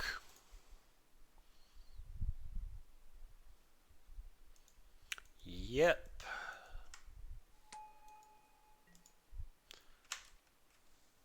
So they keep their Gearhulk. I'll keep and a Oracle. I'll keep Arbor Elf. I think that means I have to get rid of the Dryad Arbor. Yep. No, Dryad Arbor's safe because it's non-land. Yay! I mean, this is still a 4/5 Vigilance I have to figure out how to deal with, but...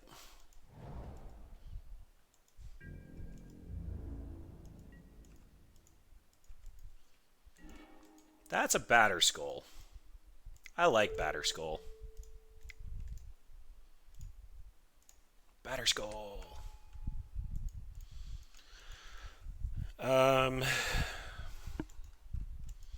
I need to move this over to Dryad Arbor so that it's a 5/5, but I guess I can wait a turn. In the meantime, it chump blocks like a boss, and then it becomes an actual blocker. Okay. Maybe should have got a Plains there. Just for color diversity.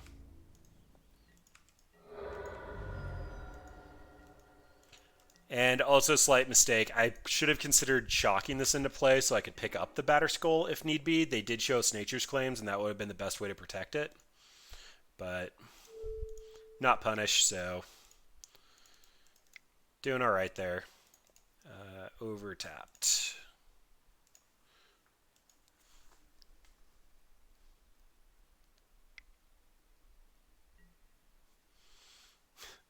Okay.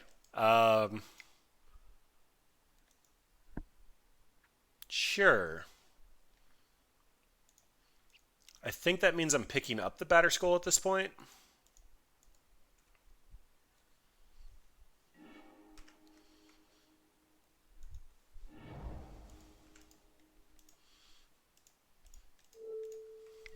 And then likely pathing the Cataclysmic Gearhulk.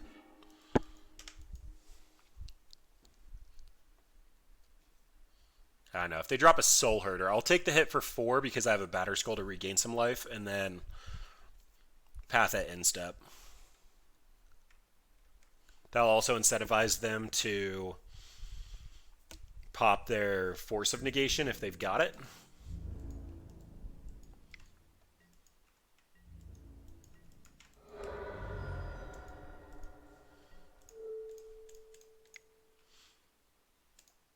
And that way, if they do answer my Batter Skull, then I at least have no pressure on table.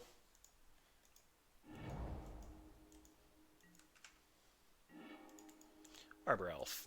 Alright, well, they know it's coming. No hiding this guy. Ooh, and they have nothing for it. So I will run out the other Arbor Elf. They can E-Wit and Cataclysmic Gearhulk and make me sack one, but that doesn't feel very relevant.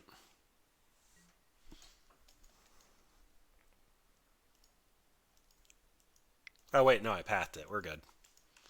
Wall of Blossoms. Good card. Still dies to Germ Token, though.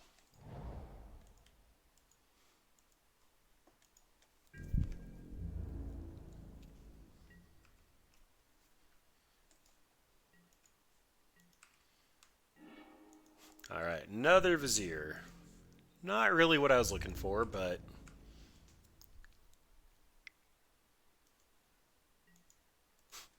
Alright, Path on Germ. I can keep doing this.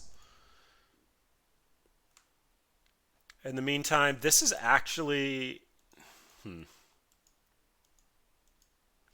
I don't want to pick this up in case they did top deck another Force of Negation, so I think I'll equip it onto my Arbor Elf.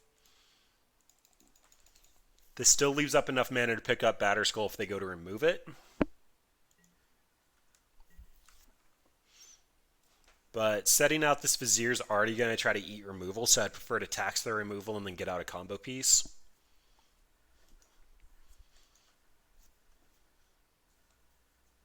And opponent just scoops it up. Okay, I will be candid. I did not think that we were actually going to cash this league out with Squirrel Blade. I mean, nothing's in stone yet other than the fact that we got our entry back, but I was not expecting that to happen. Memes are dreams, people, but this one's kind of going the distance. The goal tonight was to hopefully get 2 blades on a squirrel token. We haven't necessarily done that so far, but being green-white mid-range, we've actually put up a decent fight. I cannot believe we just beat Soul Herder. I would have put that down in our book as our absolute worst matchup, but we kind of got there. Yeah, we got there. We're even holding the 2 Viziers in hand. They even had Nature's Clay for our Leyland on 1. That was amazing. But, yeah, I mean, let's see what we can do in our last match.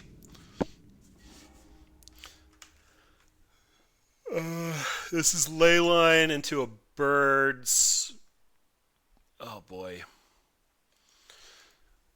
So what actually probably needs to happen here, if I keep this hand, is Leyline go get Temple Garden, run out Birds of Paradise, and then follow it up with Arbor Elf, and then hopefully Deep Forest Hermit, but can Deep Forest Hermit go the distance?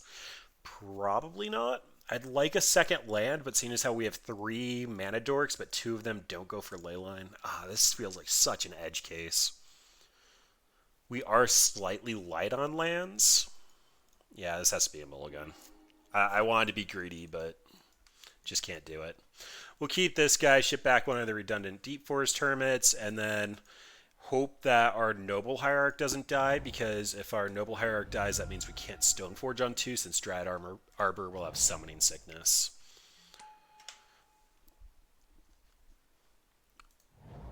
Grizzle Daddy? Aether Vial. Hey, look at that. Our Stoneforge Mystic's actually going to be able to do something, which means our Dryad Arbor actually has to come out this turn as well. So, Stoneforge Mystic. This looks like it's going to be taxes. Taxes is the one deck that we lost to. But let's see what we got.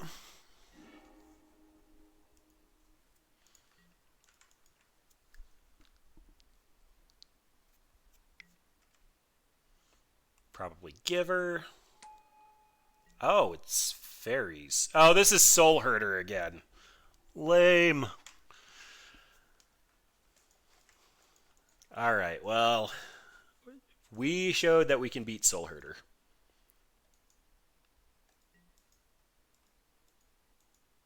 They did that in their upkeep, so their hand actually doesn't look that great.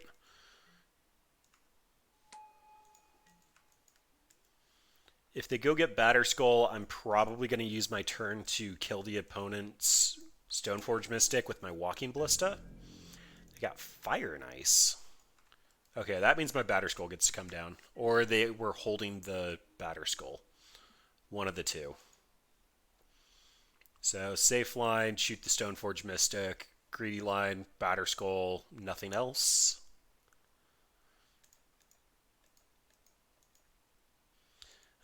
Fine. We've actually been winning games, so I'll make the correct line for one time tonight. This is still card disadvantage, but if opponent is holding a Batterskull, this is what I have to do for turn. And the fact that opponent had to scry, they likely don't have the best hand, especially because when they slammed the Stoneforge Mystic, they also shuffled. I should actually look at this. So, Aether Vial, trigger on the stack, puts 2 cards on the bottom. So yeah, they didn't like their hand enough. To me, that means they're fishing for land drops. Okay, well that's slightly annoying. That means Batterskull's less good.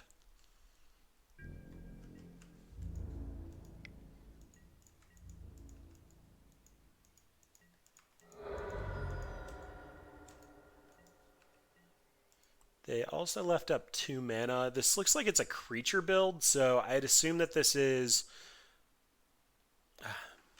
I don't even know. They're either casting the Shapeshifter on 2 in main 2, or they have Ops and Aether Vials? I'm so confused.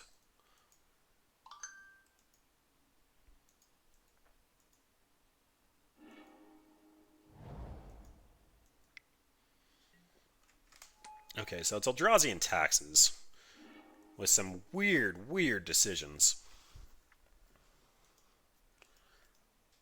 So, what's the exact verbiage on this? Whenever you tap a creature for mana, add an additional green. So, I should be able to tap this for white and get green.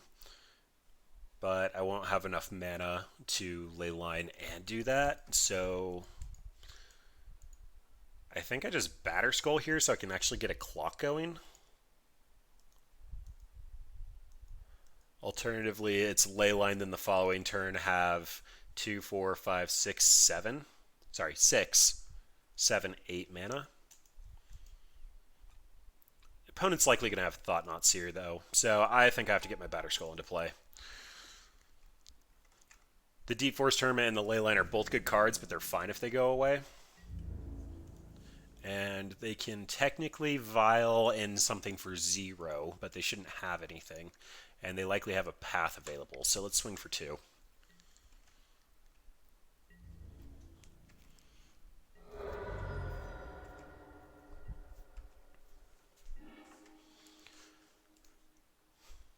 So opponent tried to opt into that Eldrazi Temple, which means I probably have a Thought-Knot coming this turn.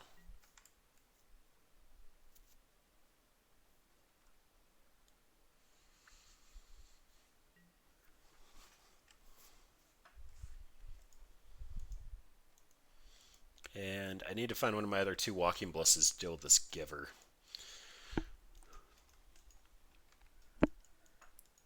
Otherwise, things get a little complicated.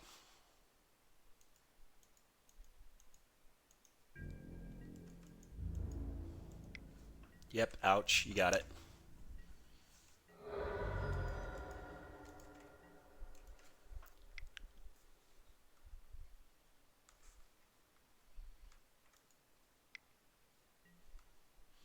There's a Sword of Fire and Ice, but they don't have a way to equip it. V-click. Take it out of my hand. You got it.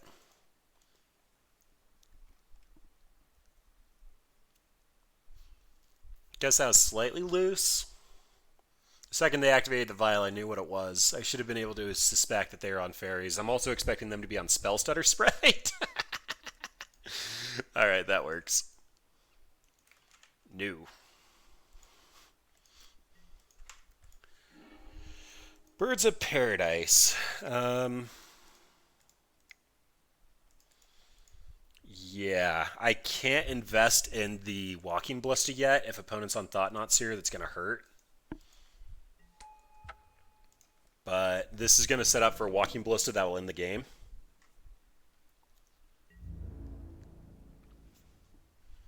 And attacking with Stoneforge does nothing other than tap the Giver.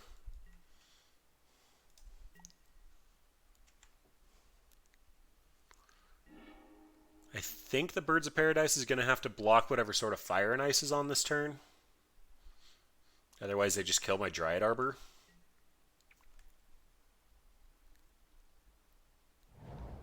Which is roughly the same mana loss from myself, but they also get to hit me for 5 or 3 and draw a card.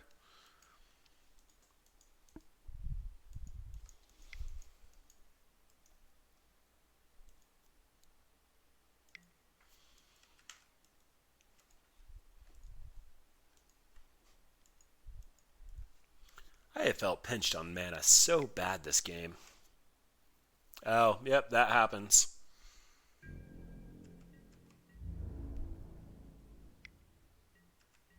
Nicely done, opponent. They worked their way through it. Alright, so I'll have 8 mana next turn. That's a 4/4 Walking Ballista. Shoot down the blocker, makes sense. That lets me Walking Ballista, kill the Giver. I'll take another hit from the Sword of Fire and Ice.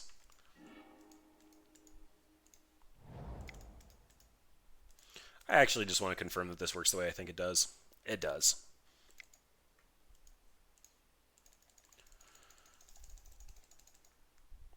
Walking Ballista for 4.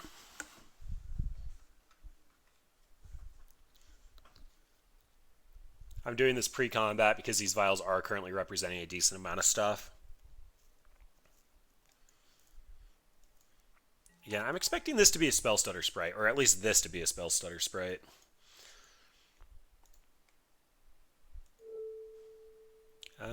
Let's attack first.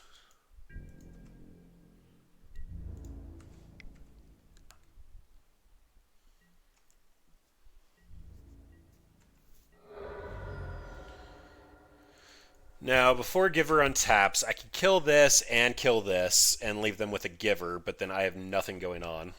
I can kill this, and then if they try to equip, I can shoot this in response to the Giver activation. No, because then they'll just try to equip and they give it pro colorless. So I think I just kill their flyers. But then that means if they flash in any flyer, I'm pretty much dead on the spot. This is pretty awkward. I can kill the Giver, just take an additional hit from this and hope to top deck something that can answer the flyer.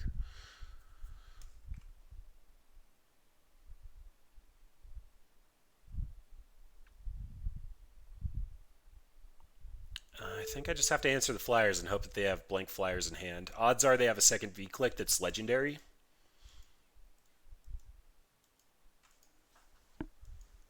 So I may leave it with 1 counter. Oh, but then the Giver just gets to protect it. That's so... Opponent's definitely in the driving seat.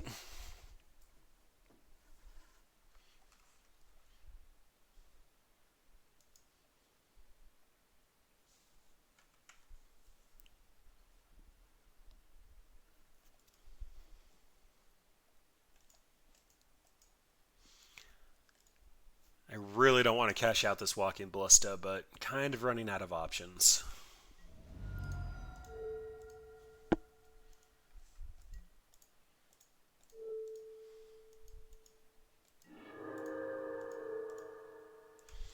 All right, show me a flyer.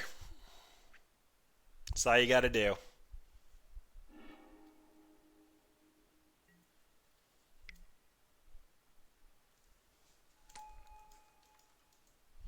I guess that technically does it because I'm tapped out. I should have left the Stoneforge Mystic back. But the Deranged Hermit can come down next turn, even if they kill one of my mana dorks, so... Yeah, this was a greedy hit. The 2 damage wasn't going to change the game. Should have kept it back.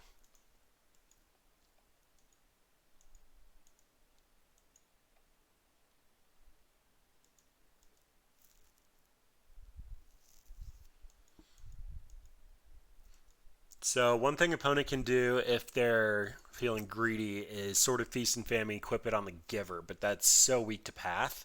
But I've basically shown them through my plays that I'm not holding a path, but sort of feast and famine hit me, untap, get rid of the Deep Forest Hermit in my hand.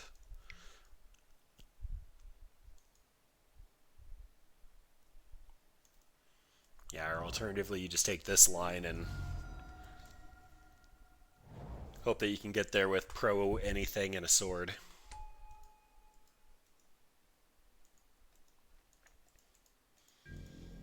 Man, they even started with a really awkward hand, but I just felt so pinched.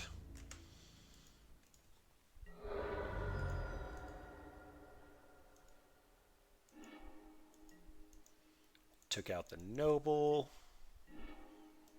Vizier of Remedies. I think I have to run both out just for the color diversity. Yes, observe the squirrels.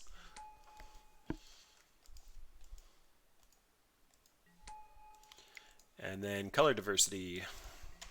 Unfortunately, just showed them the last 2 pieces of my deck. They can easily tell what I'm working with at this point, but if they swing in, I can basically crack back for almost lethal with just the squirrels, so they better be holding something good for those vials, which they haven't activated in 2 turns, so...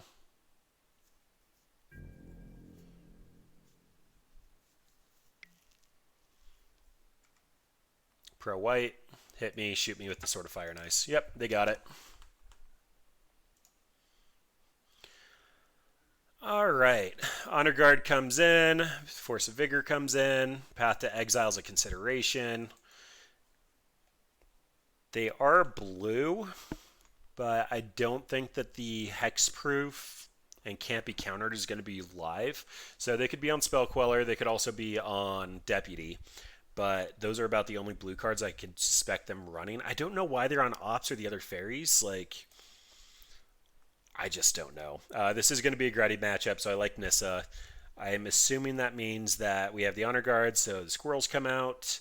The Stone Forges could be a consideration. The Colossuses are slightly awkward, but they should work. So much of our deck is green, and they showed us a Feast and Famine.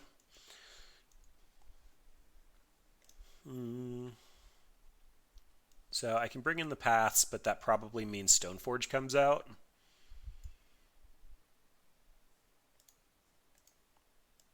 Yeah, Path would have actually ended that game a really long time ago. I kind of like the idea of Path, but I don't necessarily need all 3 of them. We'll try it like this.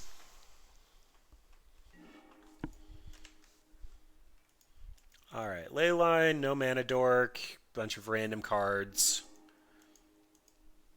Well, we have an Honor Guard with this hand, so likely keeping this. We also have a Clock. Although, might be shipping back the Batterskull. So again, the Honor Guard doesn't stop the Germ token because this is an artifact entering.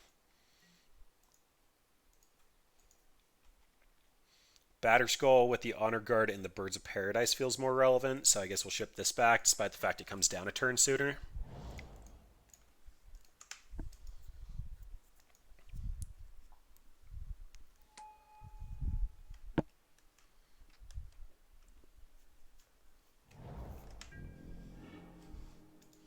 Alright, so this could technically be a Path to Exile. But I'm just going to go for it.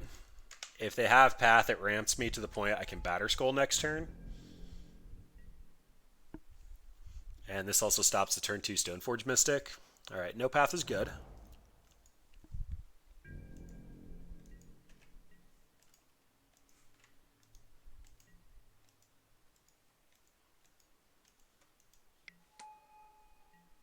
And there's a Giver.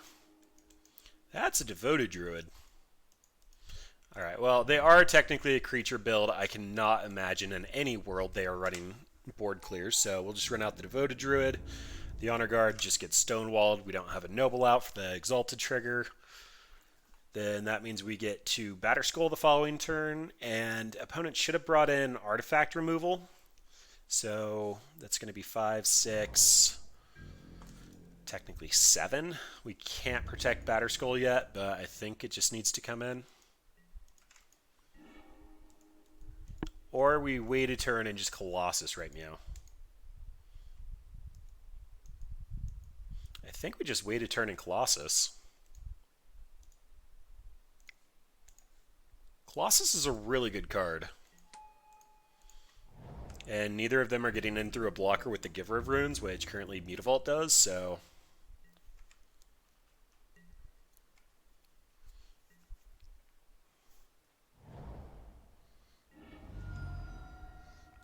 Eldrazi Temple take Batterskull is sad and depressing, though. Fetching here means they need 5 mana, so this might be a Reality Smasher? Or a Batterskull, but they can't do that with the Eldrazi mana. Mildly confused on this one. Opponent's acting like they want to do something for 5 mana. Okay, Stoneforge with no trigger, but that blocks.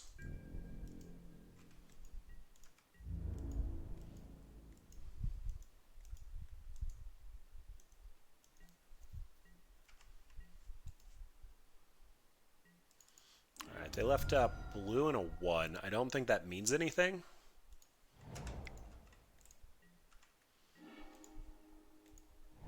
Alright, now I have 5 mana to protect my Batterskull. First things first, Chameleon gets in case I need to grow it.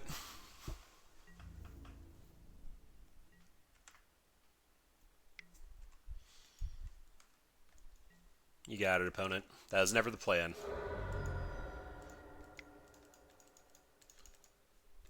Then Batterskull.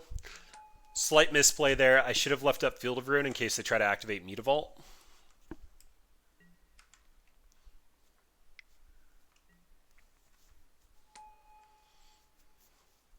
I even called that game 1 and I forgot about it in game 2.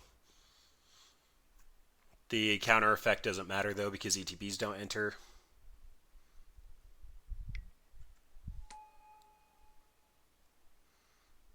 That's a thing.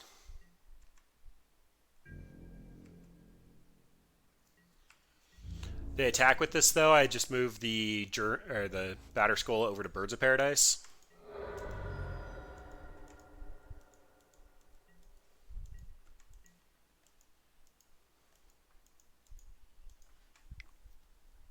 The evasion is relevant.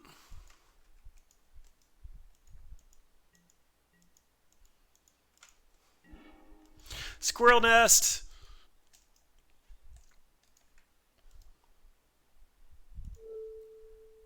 Yeah, I think I have to move this now. And I'm going to tap the Devoted Druid for it so that I can actually pay for Field of Ruin should I need to. The Feast and Famine makes mana complicated.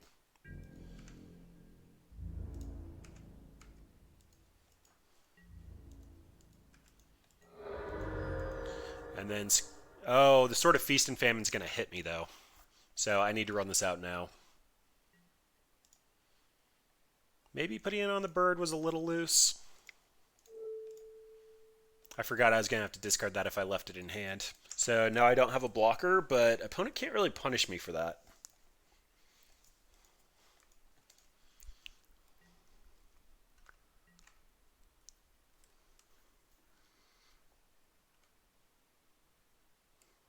In the meantime, I do get to do squirrel things. And those are the best things.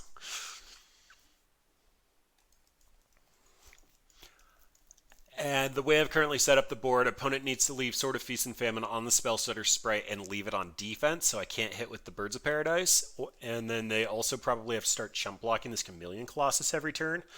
Meanwhile, I'm activating Squirrel Nest until they find artifact removal or a path to exile.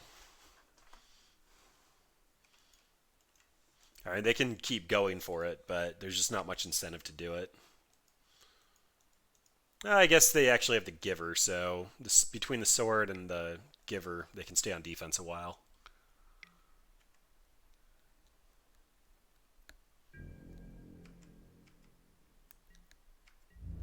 Yeah, they just move the Sword over post-combat when their land's untap. But Field of Ruin will be up next turn. This is one and done.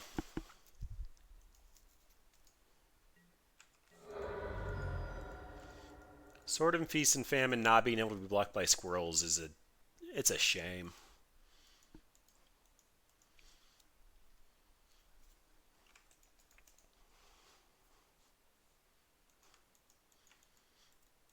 But dodge the artifact removal for a turn. That's all I'm asking for.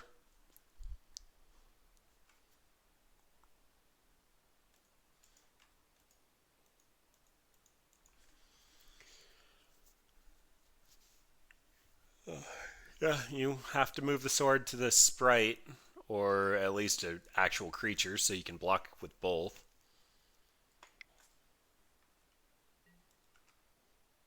Yep, there you go. Opponent does also have 4 cards in hand that's worth taking a note of. Another Birds of Paradise.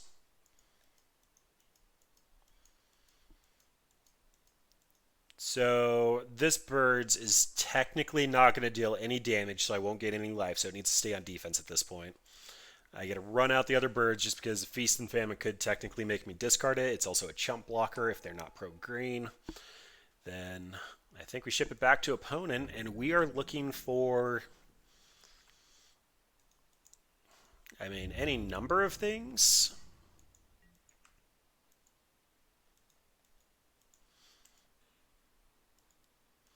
My Sword of Fire and Ice would just be fantastic. No Stoneforge, though. It's really hard to try to draw into that. Actually, I think I might have 2 Stoneforges, but I do have the Underguard out. Nope, they're all out.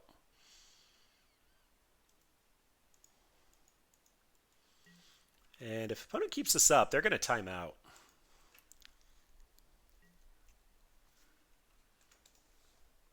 I believe this is game 2. Opponent should be up a game. I'll update the record.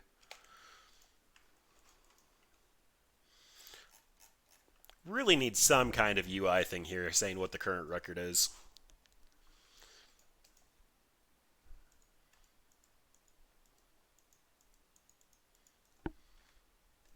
It's like infinite mana doesn't even really do much for me here, so I don't need a Vizier. The Walking Ballista would be fantastic because that would just threaten to kill the Giver of Runes, and that takes away one of their infinite blockers.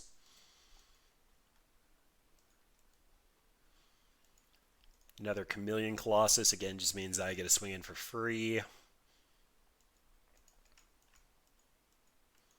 Leyline of Abundance means I can at least start growing my other dorks to the point that these guys are lethal and I can start alphaing.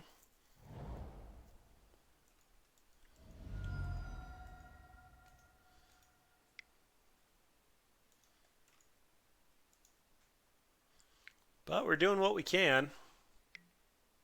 Linvala. Activated abilities of creatures your opponents control can't be activated. That is actually super painful. Good thing we brought in paths. If we go to game 3, that last one's coming in.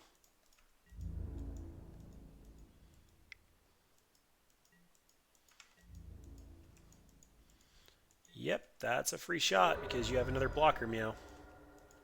Then you just get to move the sword over, and this one might be getting away from us. They were sandbagging that, and they took forever to figure out what to do with it. That's sad and depressing. I have 0 cards in hand, opponent. Yep.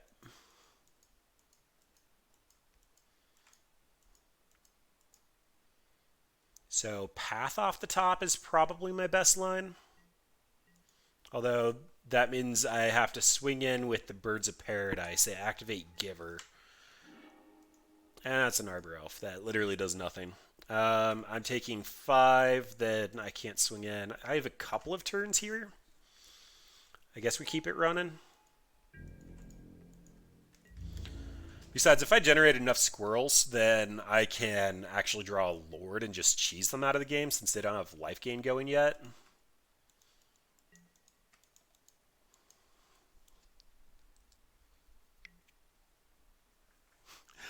Oh boy. Alright, opponent's got it all.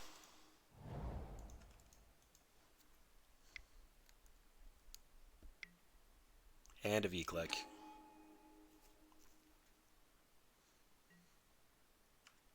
Targeting themselves. And chose not to shuffle it away. So it's either a land or a good card.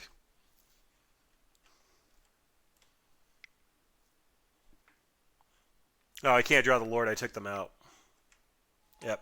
Should probably just give this one to opponent. They're playing incredibly slow, and it's hard to want to try when that's going on.